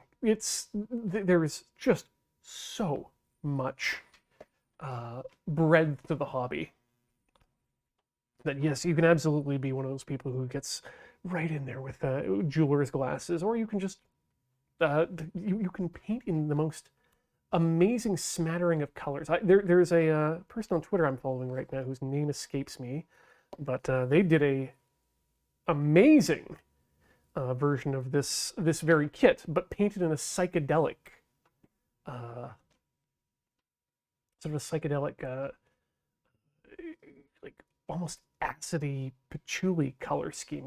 It was incredible, and it looked beautiful. But anyway, where was I going here? 82 or 9. I love it when we have a choice in what our propellant bottles get. And so 9 is just the straight up circular. Oh wait, that's for those big tanks. We want 81 or 10. So 10 or, I mean, come on. We need that, right? We need to go with the 81s. Give me fun stuff. Princess Intel, no. The only romance that has ever been done well in the Universal Century is, well, I mean, Bright and Mirai do eventually hook up and become a dysfunctional family. Char and Amuro are definitely a couple, but that is absolutely not on screen. Yeah, the new one is super hella gay, and it's doing romance pretty good, but who knows where that's going to go.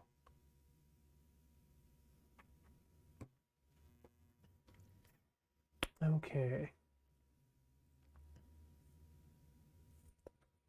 Oh, this is going to be a fun one, because we're going to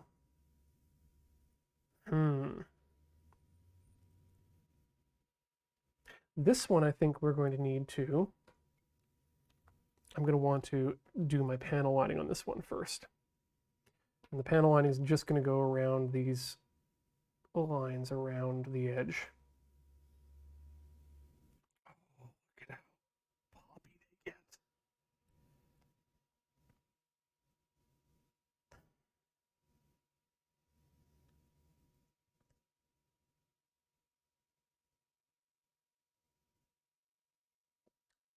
Yes. Oh yeah, I guess there technically was a romance in Iron Blood Orphans. I forget because I just get angry every time Edmonton gets mentioned. Because Edmonton? Okay.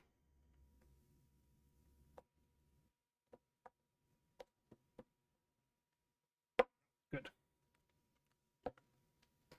Is Iron Blood Orphans UC? No, it is not.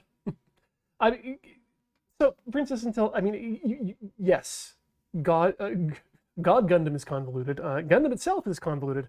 It's also a 44-year-old series at this or franchise at this point, and it's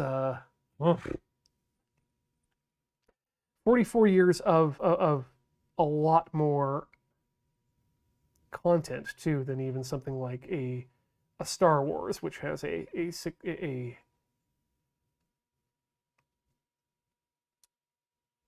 lesser amount, I'd say, of equal or a lesser amount of official on-screen A-level canon.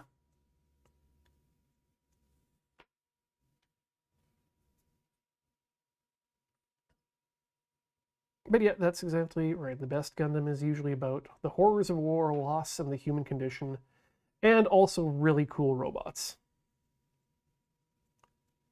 I forget there was recently someone who I think it was a Tumblr post of someone who had the wow cool robot meme explained to them, and they didn't even realize, they had not even realized at that point that wow cool robot was about Gundam.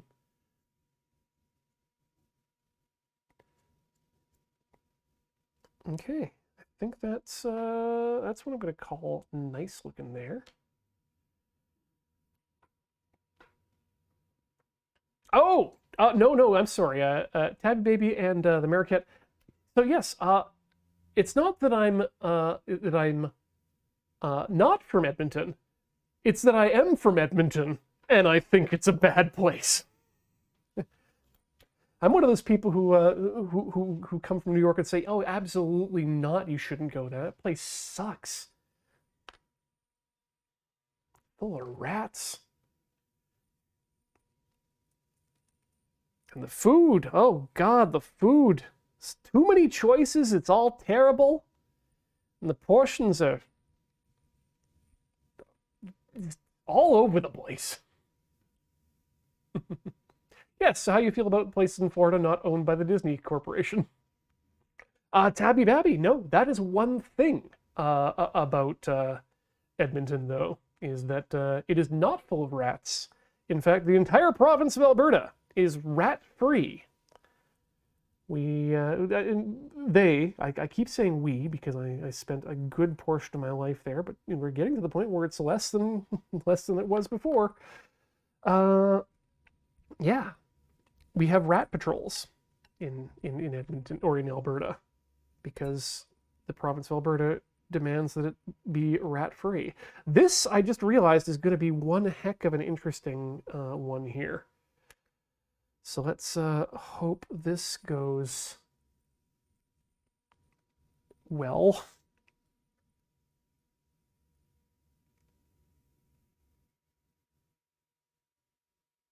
Nine. Alrighty, here we go. Let's get more water in. There. Oh boy. Okay, this is...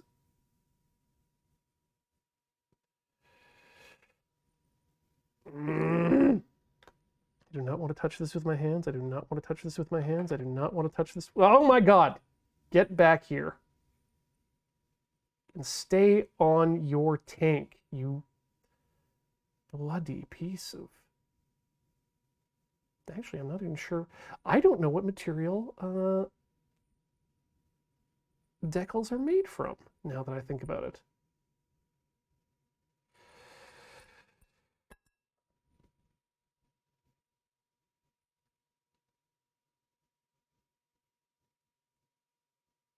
Oh, we are very close to where we want to be here. let's just push that up. Nope.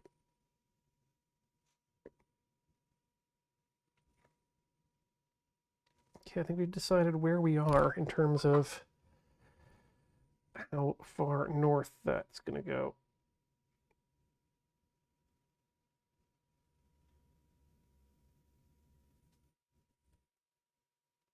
Oh boy. Okay, let's see if we can roll that out.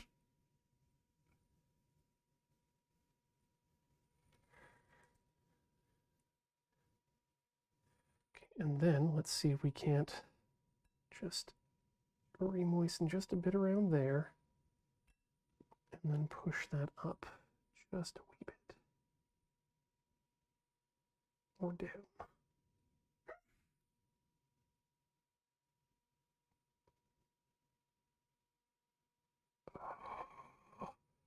I think that's as close as we can make it. Oh, wow. No.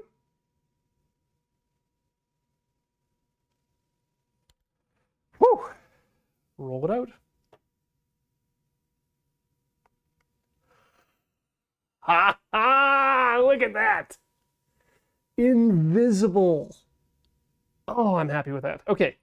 Let's get the soul on there. Ah! There we go. And wipe around, and then wipe around from the other side so we don't hit the seam. Hit the seam. There we go. I think I like it. I think I like it. Okay, now we need 79 and 80. We don't get a choice apparently on this one. Okay, there we go. 2 of those. Let's cut them out. Cut them out, cut them out.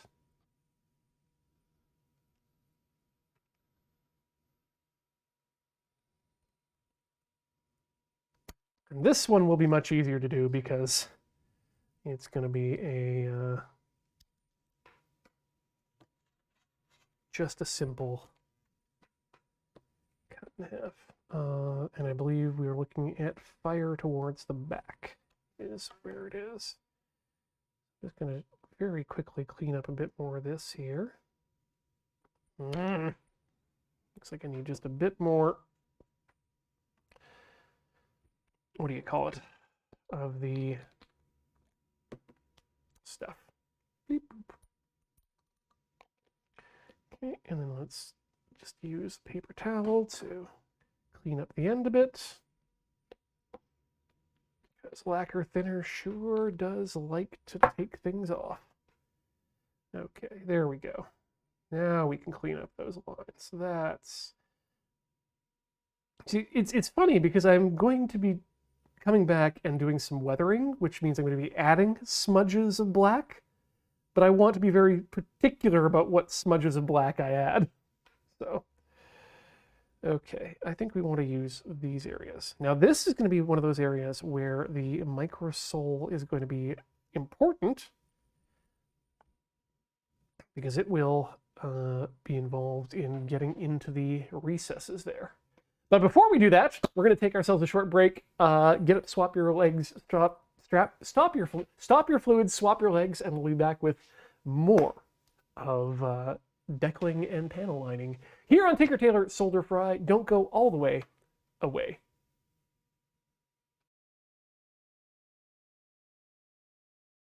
Hello folks, we're back with more of the Tinker Tailor Solder Fry here on the mighty Loading Ready Run Video Entertainment Network, and we are in the process of applying these decals to this fuel tank, and let's just continue on with it.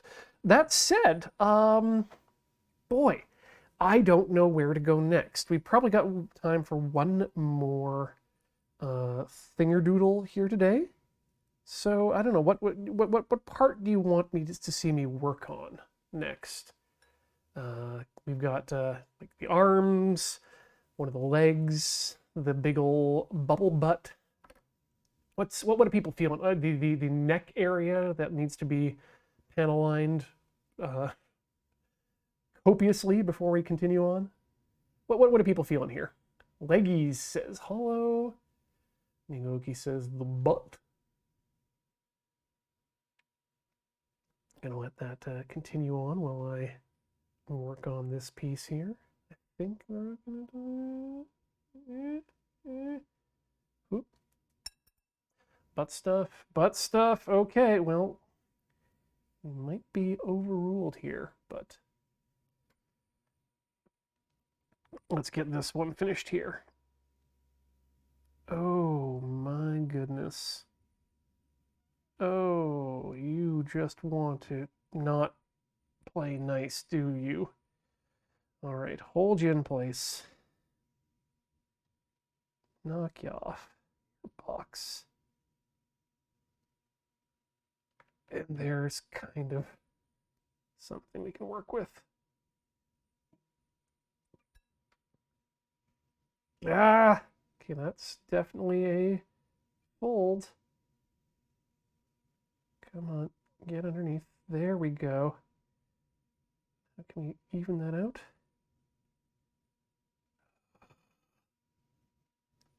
It's very tempting always to just get your fingers on the decal, and you absolutely do not want to do that.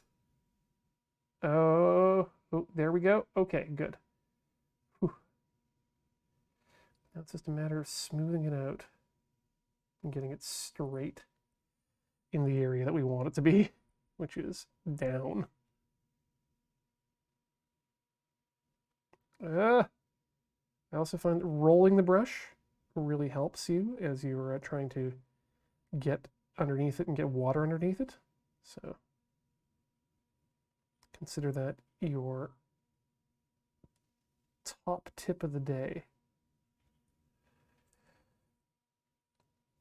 Okay, where did they actually, how did they position this on the guide?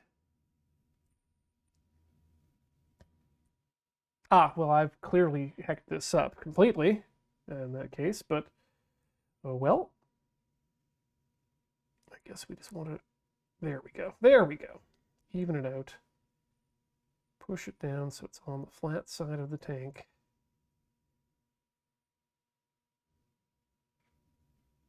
And I think that's where I want that. So let's give it the roll.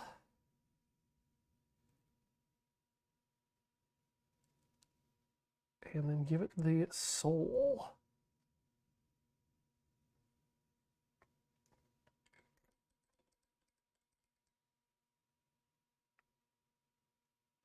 Really no problem with using fingers. I've had bad luck, Nigoki, with fingers because they tend to stick to my fingers, and then that leads very quickly to tear, and then Ian is extremely sad.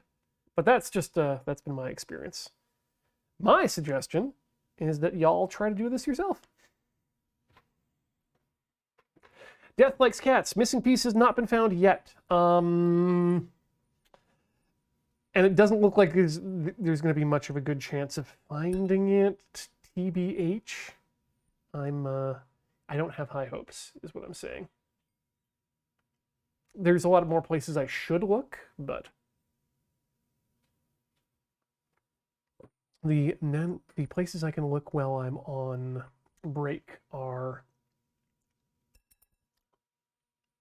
less than all of the places.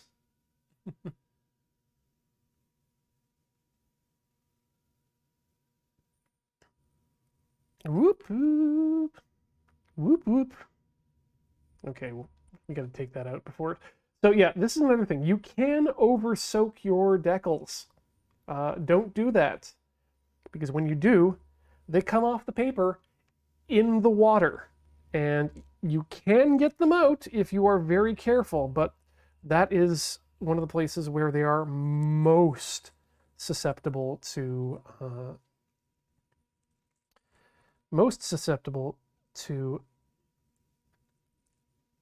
folding.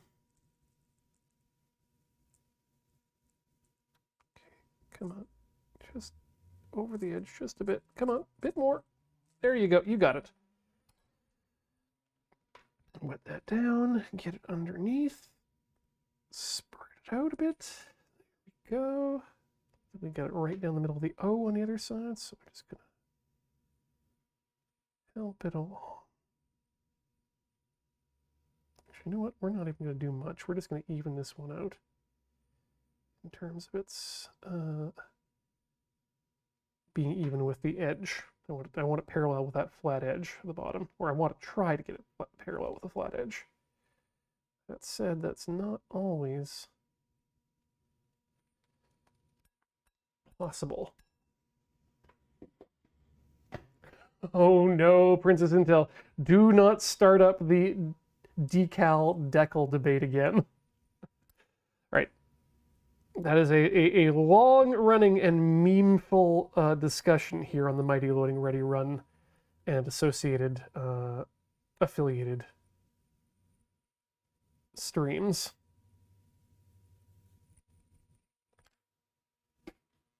That's a propellant bottle. That's a terrible little propane tank that's been left out in space too long. I love it. Right. I think we only had a cup. We had some. We had Hollow asking about the legs, but I think butt stuff was the clear winner. So I think we're gonna go with butt stuff, which means panel lining to start with here for us. And this is going to be an interesting one because we've got these orange bits here, which I have not decided how we're going to work with that. But yeah, each piece of this thing needs to be panel lined and deckled, and we have a lot to do. So let's just keep doing it.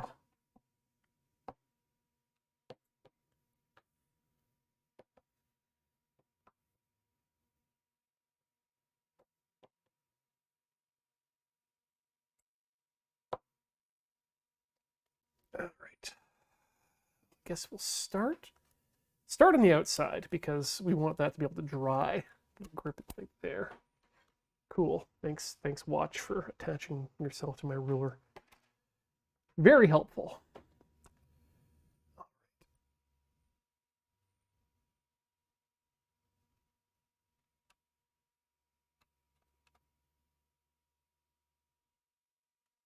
That's probably way too dark for that, but it'll even.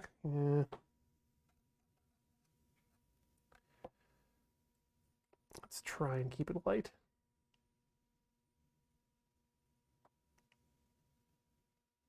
And by try, you mean fail completely.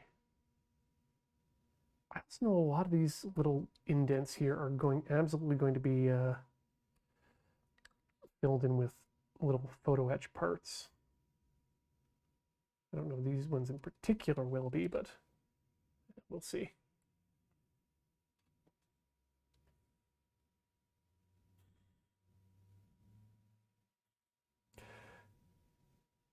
Oh no, we're getting into the lieutenant debate as well. I always thought they were two different words in my mind, quite frankly. The American lieutenant and the Anglo lieutenant.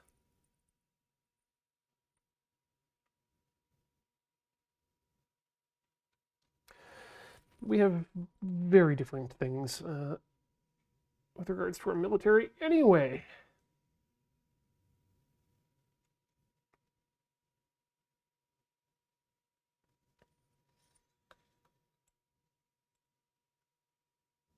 What else do Americans say weird in comparison to Canadians? Well, I mean, I would like to be on brand and say, I mean, y'all can't pronounce solder, but I mean, I can't even pronounce solder properly all the time.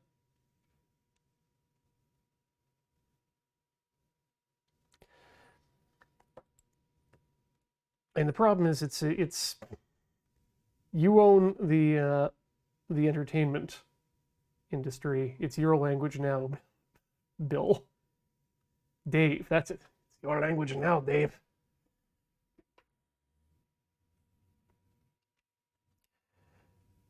Yeah, honestly, between your East Coasters and your West Coasters, y'all just can't be consistent in the way you say things anyway. Pasta is one of the good examples, Juliamon. what you call the main character of Nintendo games who wears the red hat. That's another one. Aluminium is not one of the weird ones. North America seems to have settled upon aluminum without any real questions there. But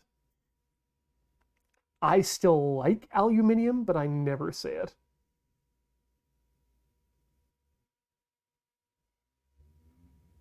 I don't know if doing these bits in here is worthwhile, but we can always just take them off if we don't like them. But if we're going to do them, we should do them all the way.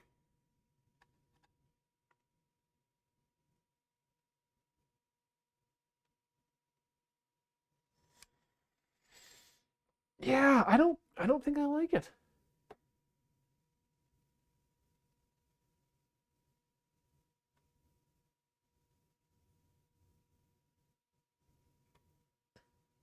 We'll see what happens when it gets pulled off, but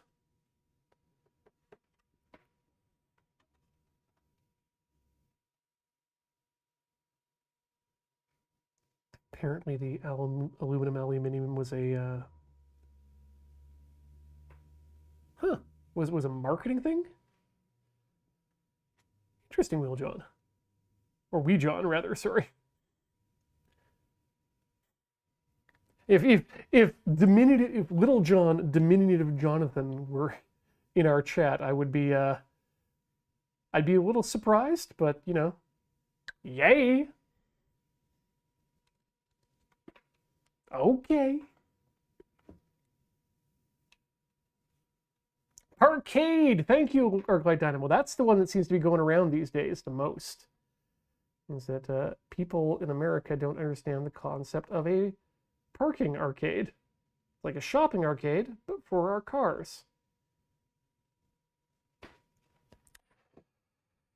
Let's see what happens if I do this.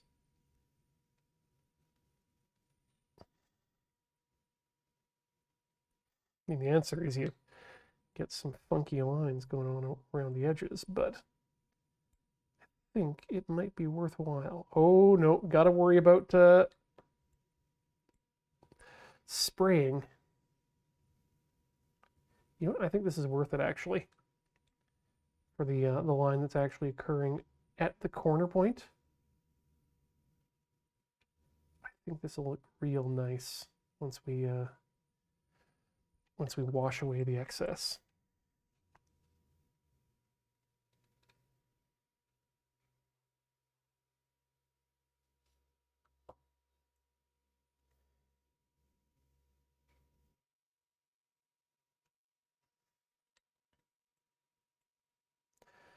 This is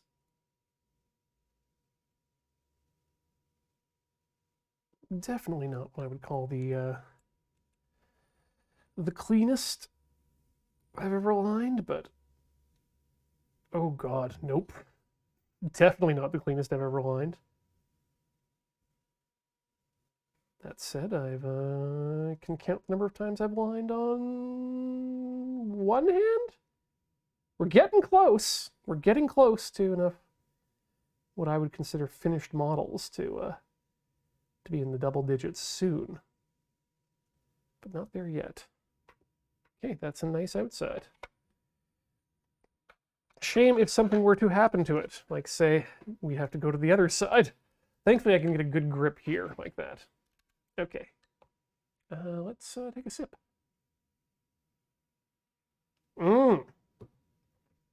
Service, yeah, no, toque is, I cannot understand the American word beanie, because to me a beanie is this very specific type of hat, and it's the one with the propeller in the top.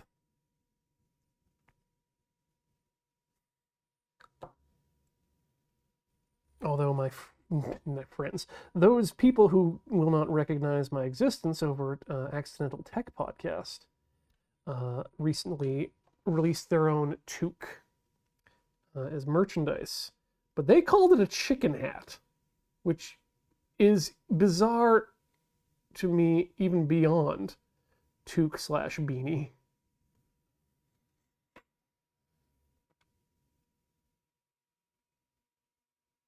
Okay, that's a good fan.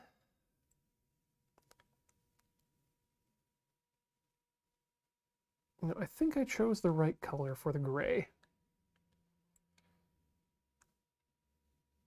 But I can definitely see under here some things that I could end up painting to with some more colors to really pop it out a bit here. Like, honestly, I could have probably hit these fans with a silver, or these vents with a silver, before adding the panel line to them. These pipes I could absolutely silver up for fun.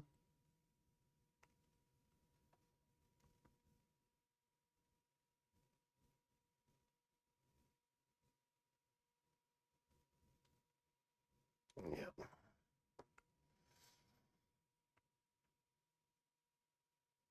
Yeah, panel lining gray parts is the least fun. I am a big fan of panel lining big ol' white swaths of Gundam flesh.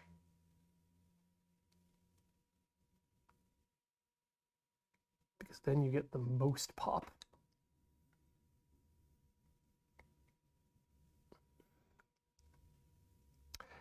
In terms of roundabouts, or as we call them here in Canada, most places, traffic circles, I've never heard the term rotary used. That's generally reserved for our telephones. Damn it. So when you touch the edge of your brush to other areas in the thing, you can end up getting big smears. Because when you add more paint, the surface tension becomes even less.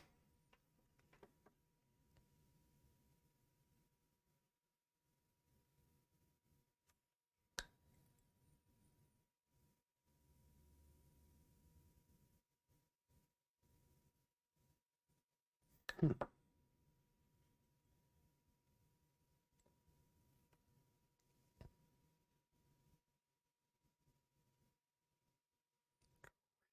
horn on that.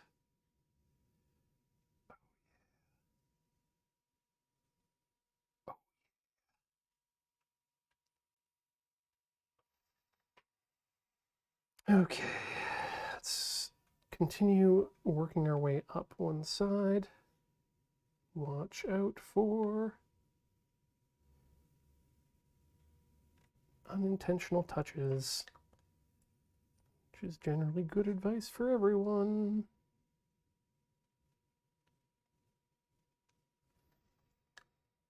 Yeah, this might be unnecessary, honestly, back here, but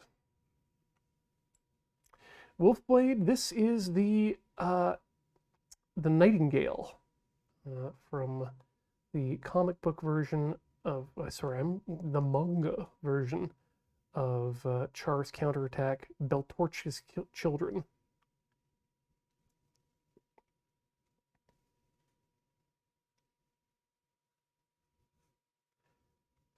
Because in the manga, Amuro gets to have a nice time with Beltorchka.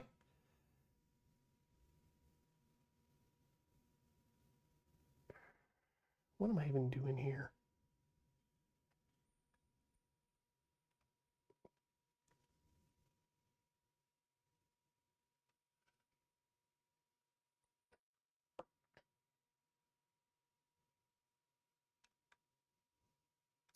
Yeah, I think I'm going to need to do some experimentation with clear coats, because I am not loving the way that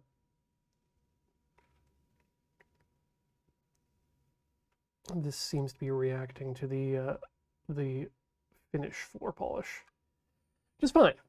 That's just meant to be a cheap all the time use for in-between coats of brush-based paint in minis is where I picked up the idea.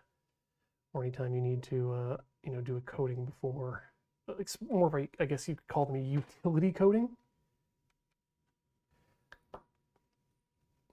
Sometimes when you want to the way I had it explained to me is that if you're in a situation where you want to be able to undo a mistake in your painting, that's what it's good for. Is that it provides a nice clean surface that can be wiped away with just water. Okay,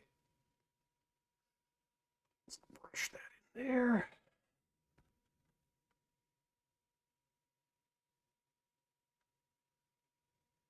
All the way up. No need to get fancy here. Just get that wash in all those crannies.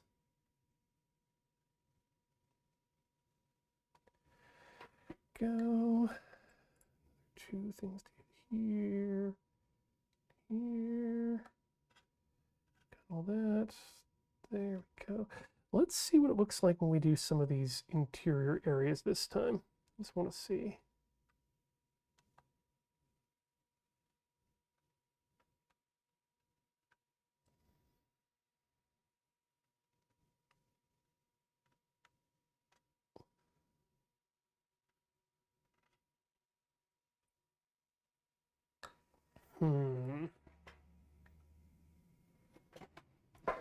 There we go. There we go.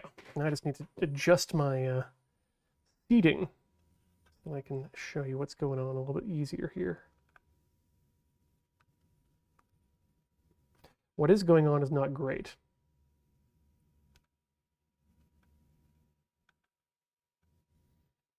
But we're trying.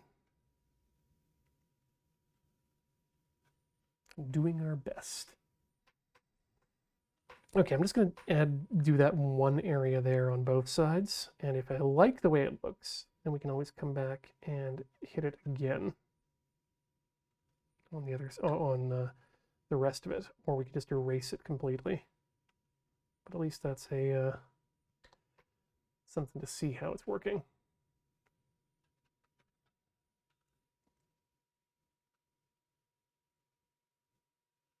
Every time I touch a small area to try and see if it's going to do the wick, I pray, and then it doesn't, and then I'm sad.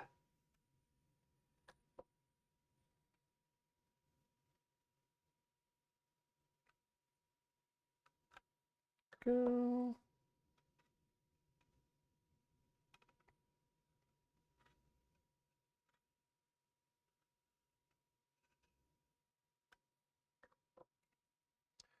Finish up this area. God.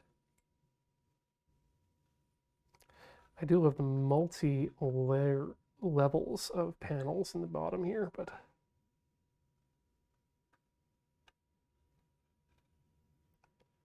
it's just a lot to line.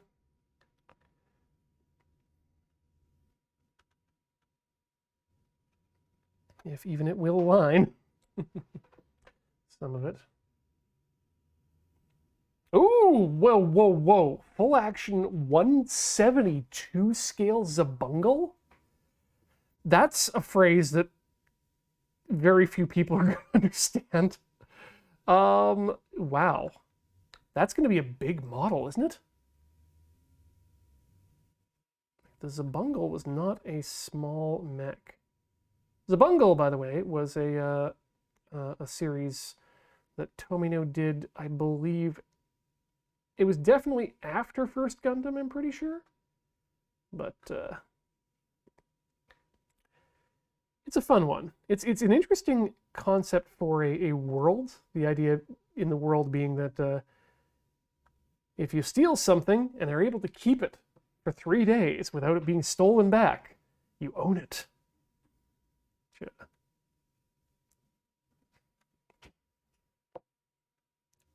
Probably not the most equitable form of law, but again, as I said, it was interesting.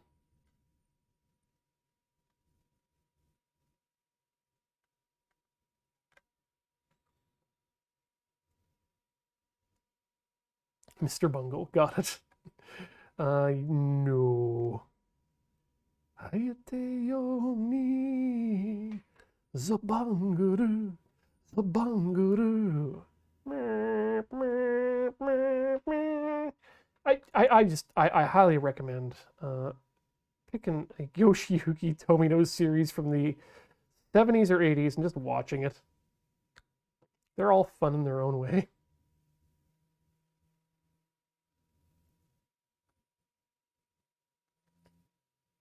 And you get to learn about Tomino and his particular styles.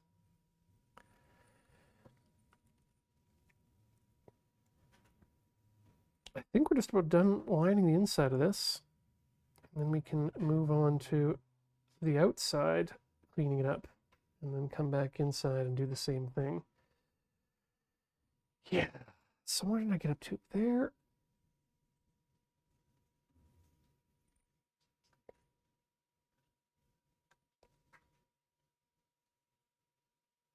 Yeah, this is probably a bad idea. Okay, let's call that done on the bottom. Let's get started on the top, which means cleaning this up. Yeah. Of the things I do not want to spill in my life, number one right now is a panel lining. Panel lining bottle.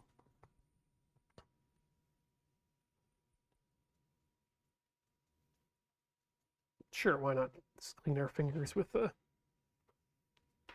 bit of that acetone. It's probably really bad for the body because it gets absorbed into the skin. Raincoast just looked up the Nightingale MS1 ugly. Wow. I respectfully disagree. I think it's a rather handsome suit. Ah! Our end came off.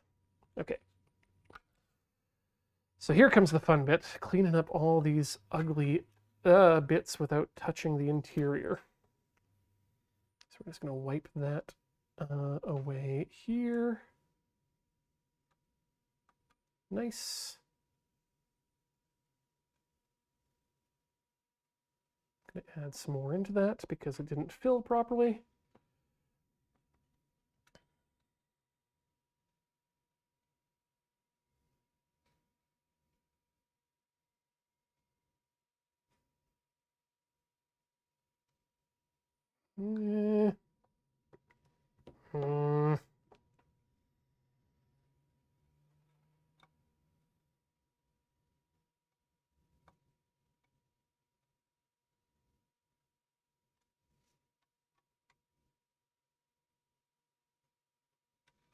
So it gets the edges clean, but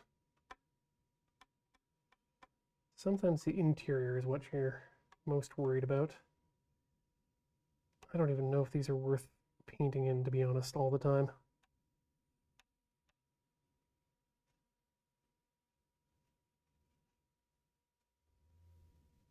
Okay. I'm gonna give my brush another clean here. Oh, let me have a look here. Yeah, manga/novel Nightingale. I like it because it's big. I like big suits. I'm not exactly, you know, Ben level Big Zam stan, but I do like big suits that should technically be known as mobile armor. Okay. I don't think this is going to come out the way I want it to, but I'm just going to, yeah. Well, not hating it, but I don't know if I'm liking it. Definitely not loving it so far. Yeah, I think we just clean these up and then give them the old, when the weathering happens, that's when things will, well, maybe not. I'm definitely not doing the orange, definitely cleaning up the orange, but the edges, not so bad once you get a lot of it out of there. Yeah, get right out of there. Orange, you're a clean area for me now.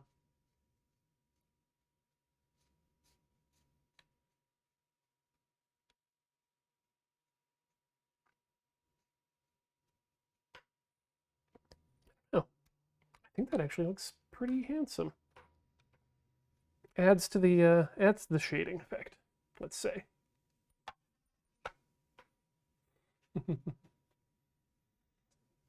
Yeah, everyone loves the Sazabi, but hey, Ian wants the Nightingale.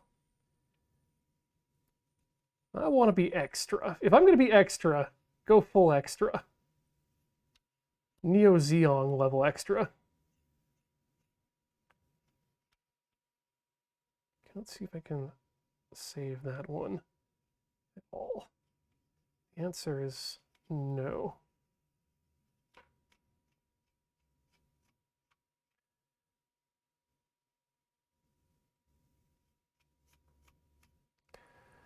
So it does add a bit to the, again, the whole aesthetic. Yeah. All right, let's just get in there. Let's do that right away off the top and then clean it again.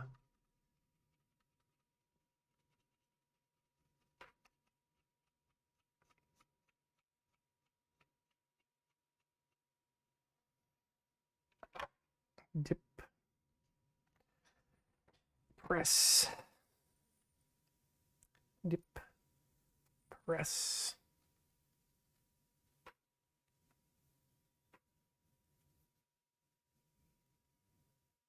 Nope, too much. Dang it.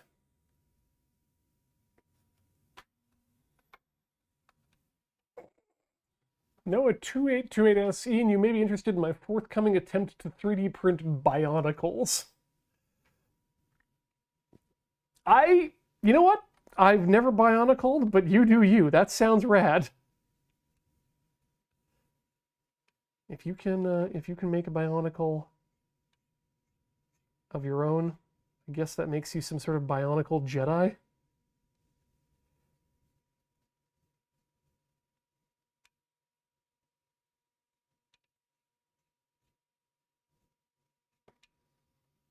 Yeah, that's good. This one we can be a bit more circumspect with, because it's a little bit easier to get to the edges.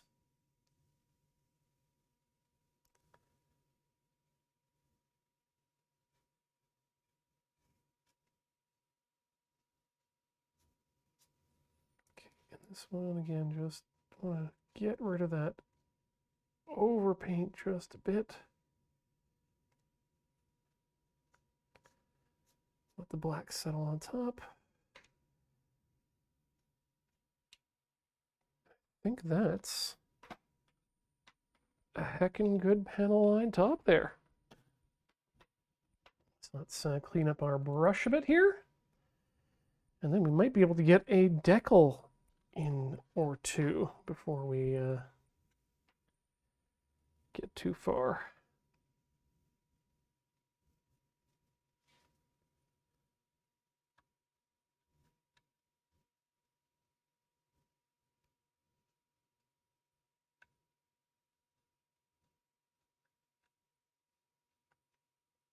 Here, I'm just trying to find any bits of egregious overprinting because it's so difficult to get a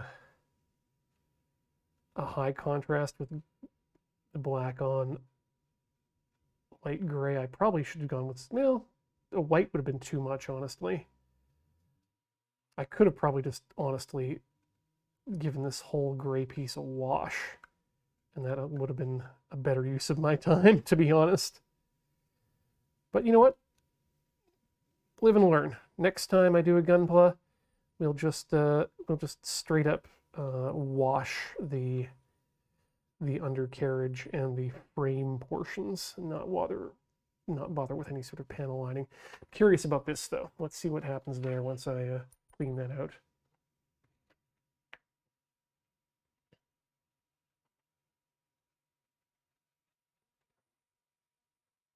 Let's do the other side too, because we might want to get a little bit more Fancy.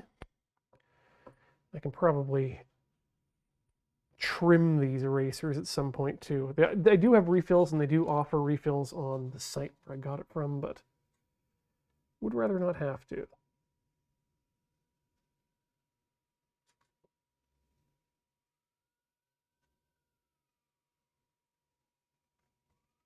You know what?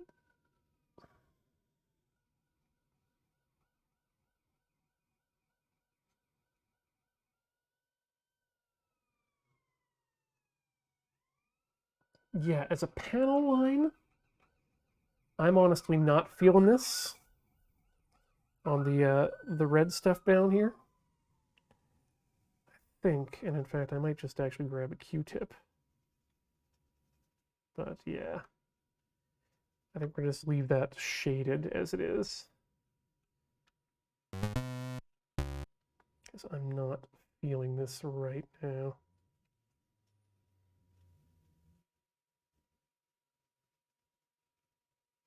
That's okay, though. Can move things around. It just adds a bit more texture to the interior. There we go. This is stuff that's never going to be seen anyway. Okay, let's clean off that bit there.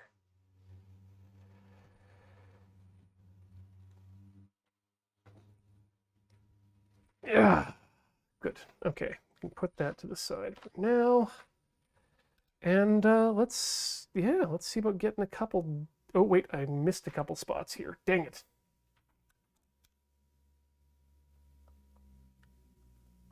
That's one and two. There we go. Nice and clean, etc., caffeine.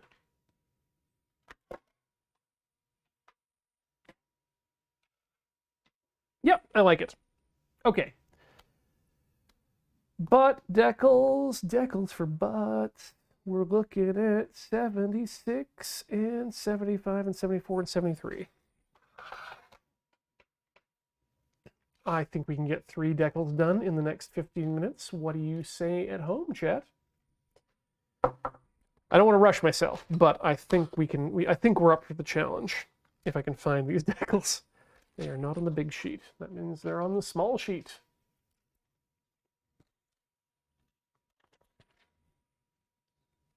Or are, yes, they are. Okay, so we're looking at, from that side, 76, 75. So let's turn around and do the other side first then.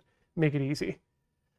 And is 69 on that list? It is. You know what? We're going to start with a real nice decal here, folks.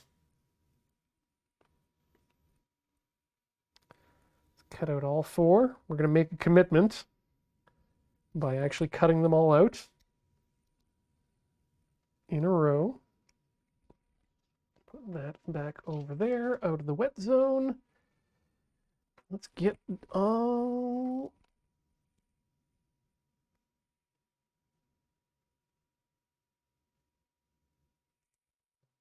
I think they mixed up their ordering.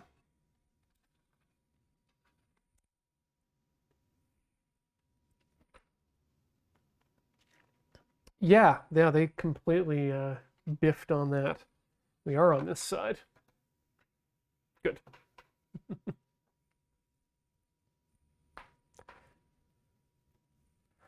Yeah, fun fact. There was a portion in Road Quest when Alex drew a Neo Zeon logo onto the hood of Sabine, or at least onto the dust on the hood of Sabine.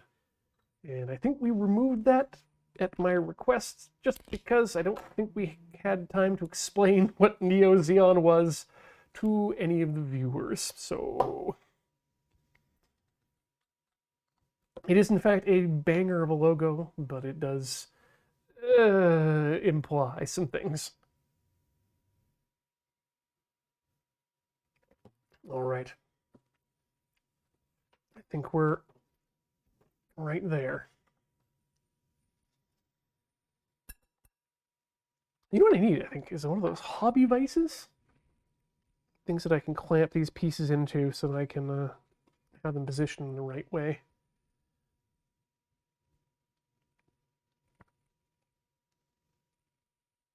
Okay, this one's going to be an interesting one.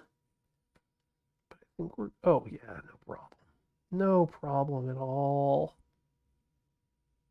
Just get on there. Oh, boy. That's almost a fold.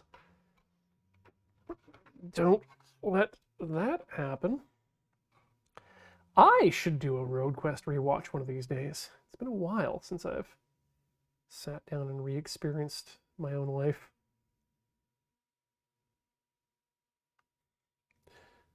Say when you die, your life flashes before your eyes. So I guess I have to watch Road Quest one more time before I teach them how to say goodbye.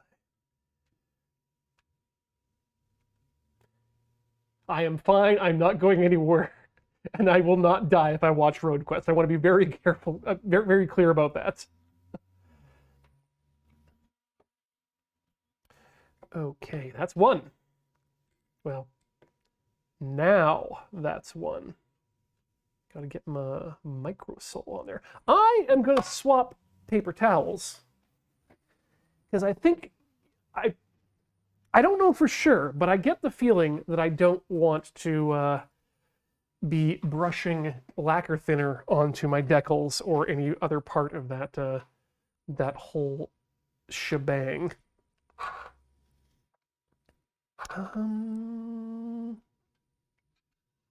Yeah, that's good. Oops, left some.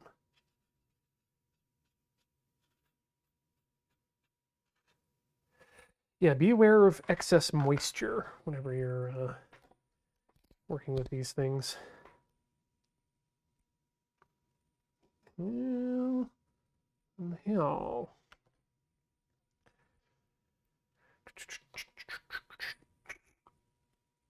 Ooh, wait, if I flip these tongs over, they become easier to hold for purposes of applying the decal itself.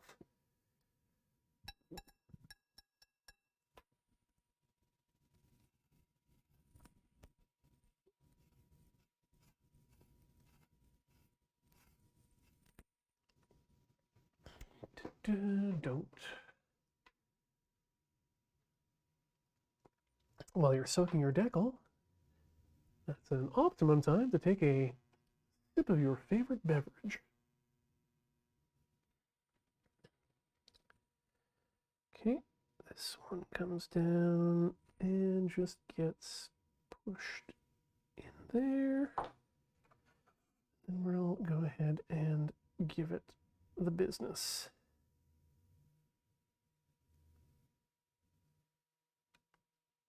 Oop, too far. Too far. Just right.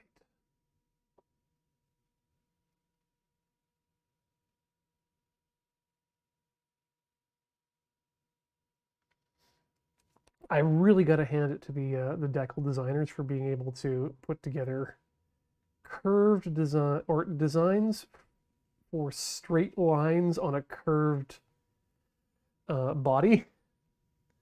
Just seems real difficult. That's two. Let's get that. Let's get a little bit of the microsole in there. Don't want to be too much of it.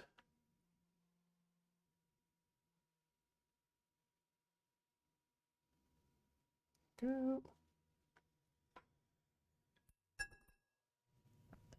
Oh yeah, decals do make things pop, and I love it when things pop.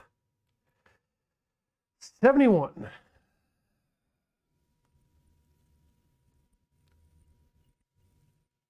Right, flip it over, stick it in, and reverse it.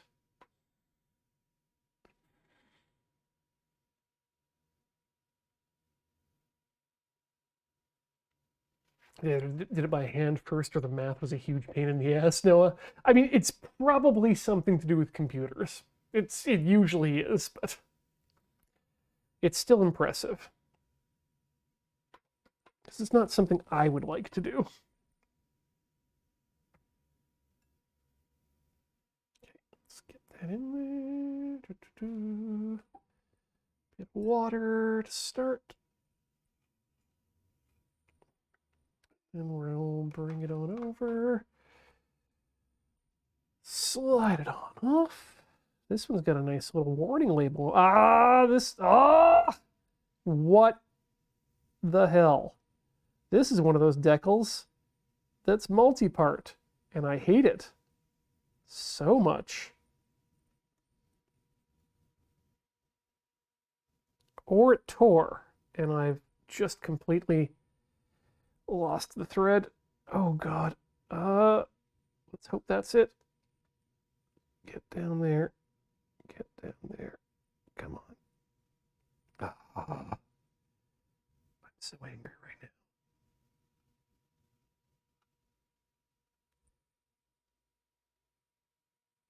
It's supposed to be one big unit. Okay, hold up.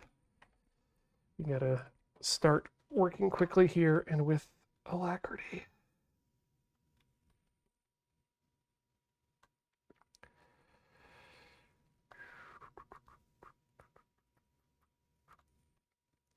You come over here, and you go down there. I'm just gonna use that to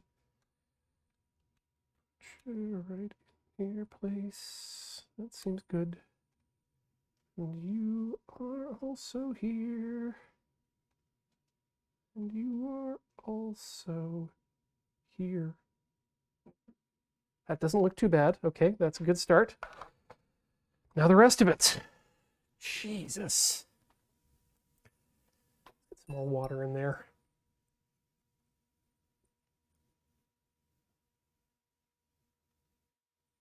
Okay. We can work with this now.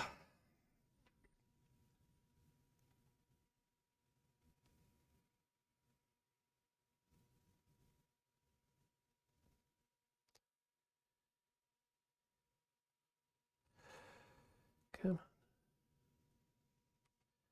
I think I got that one on upside down, so we're going to try an advanced maneuver here. Nope.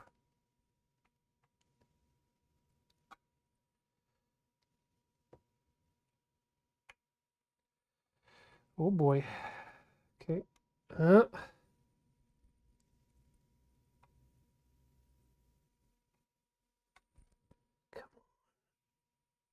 There we go. I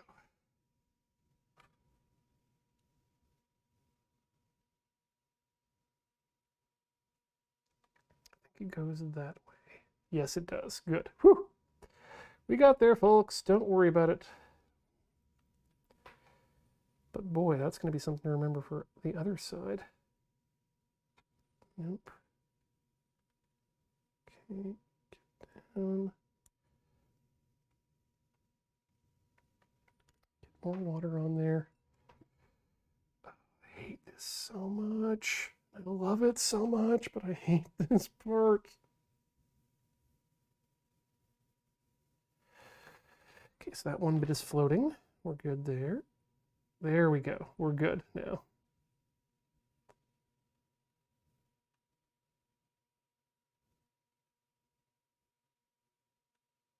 Too much water.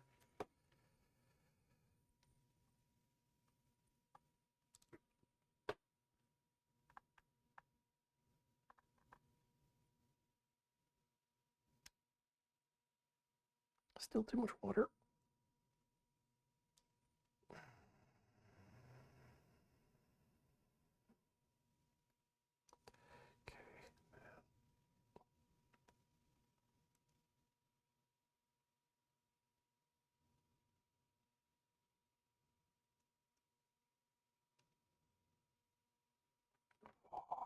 Oh, just about.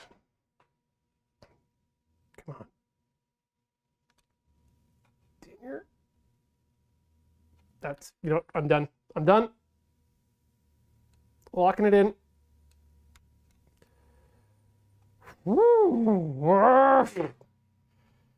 Piece of decal. You do me like that again, I swear. Just get it in place. Just get it in place. Okay. Very, very gently. There we go. Okay, and then we're definitely going to add a little bit of microsol there now too. Oh, that was all off screen? I'm sorry, folks. Here. Let's hope that does it better. What a microsol.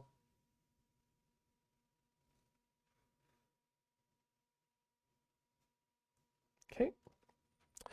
Okay, one more.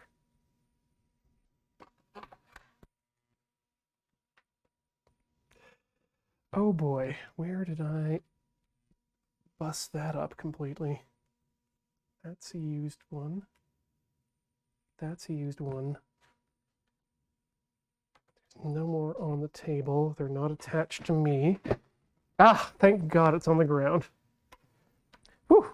Okay, last one, folks.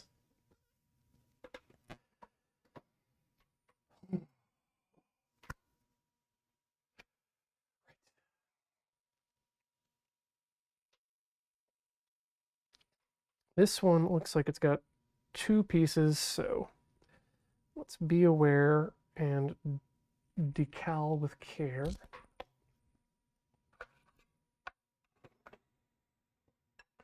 One, two, three, 4, 5, 6, 7, 8, 9, 10, 11, 12, 13, 14, 15, 16, 17, 18, 19, 20. Here we go.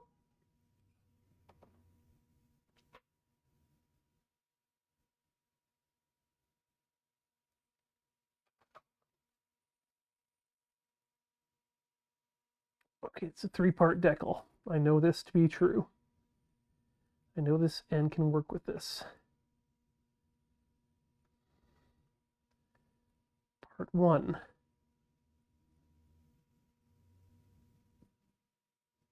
Roughly in place. Part 2 and 3, which are actually one part, because why not? In place. Let's begin the positioning.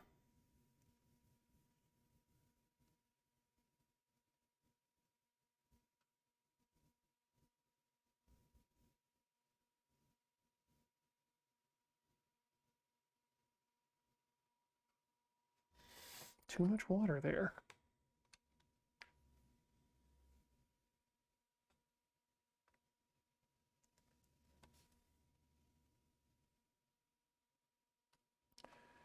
And that is right where we want it, I think.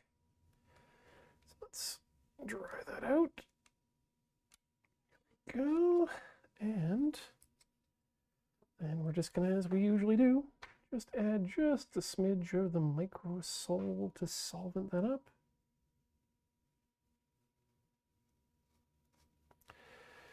Oh. And that's that side of the Nightingale's butt. I like that. Oh, okay. That's enough stress for one night.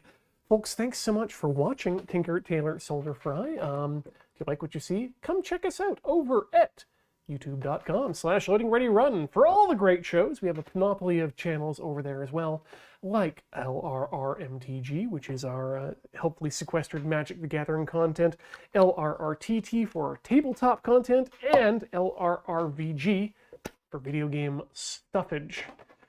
You can also help us out over at patreon.com/loadingreadyrun to keep the lights on. You can give us your subs and bits over at twitch.tv/loadingreadyrun. And of course, if you'd like to make a real big happy smile on Beach's face, check out store.loadingreadyrun.com. Thank you so much, everyone, for watching. Once again, we will see you in a fortnight's time, never in Fortnite. And as we say every time, ever forward, learning out of spite. Good night.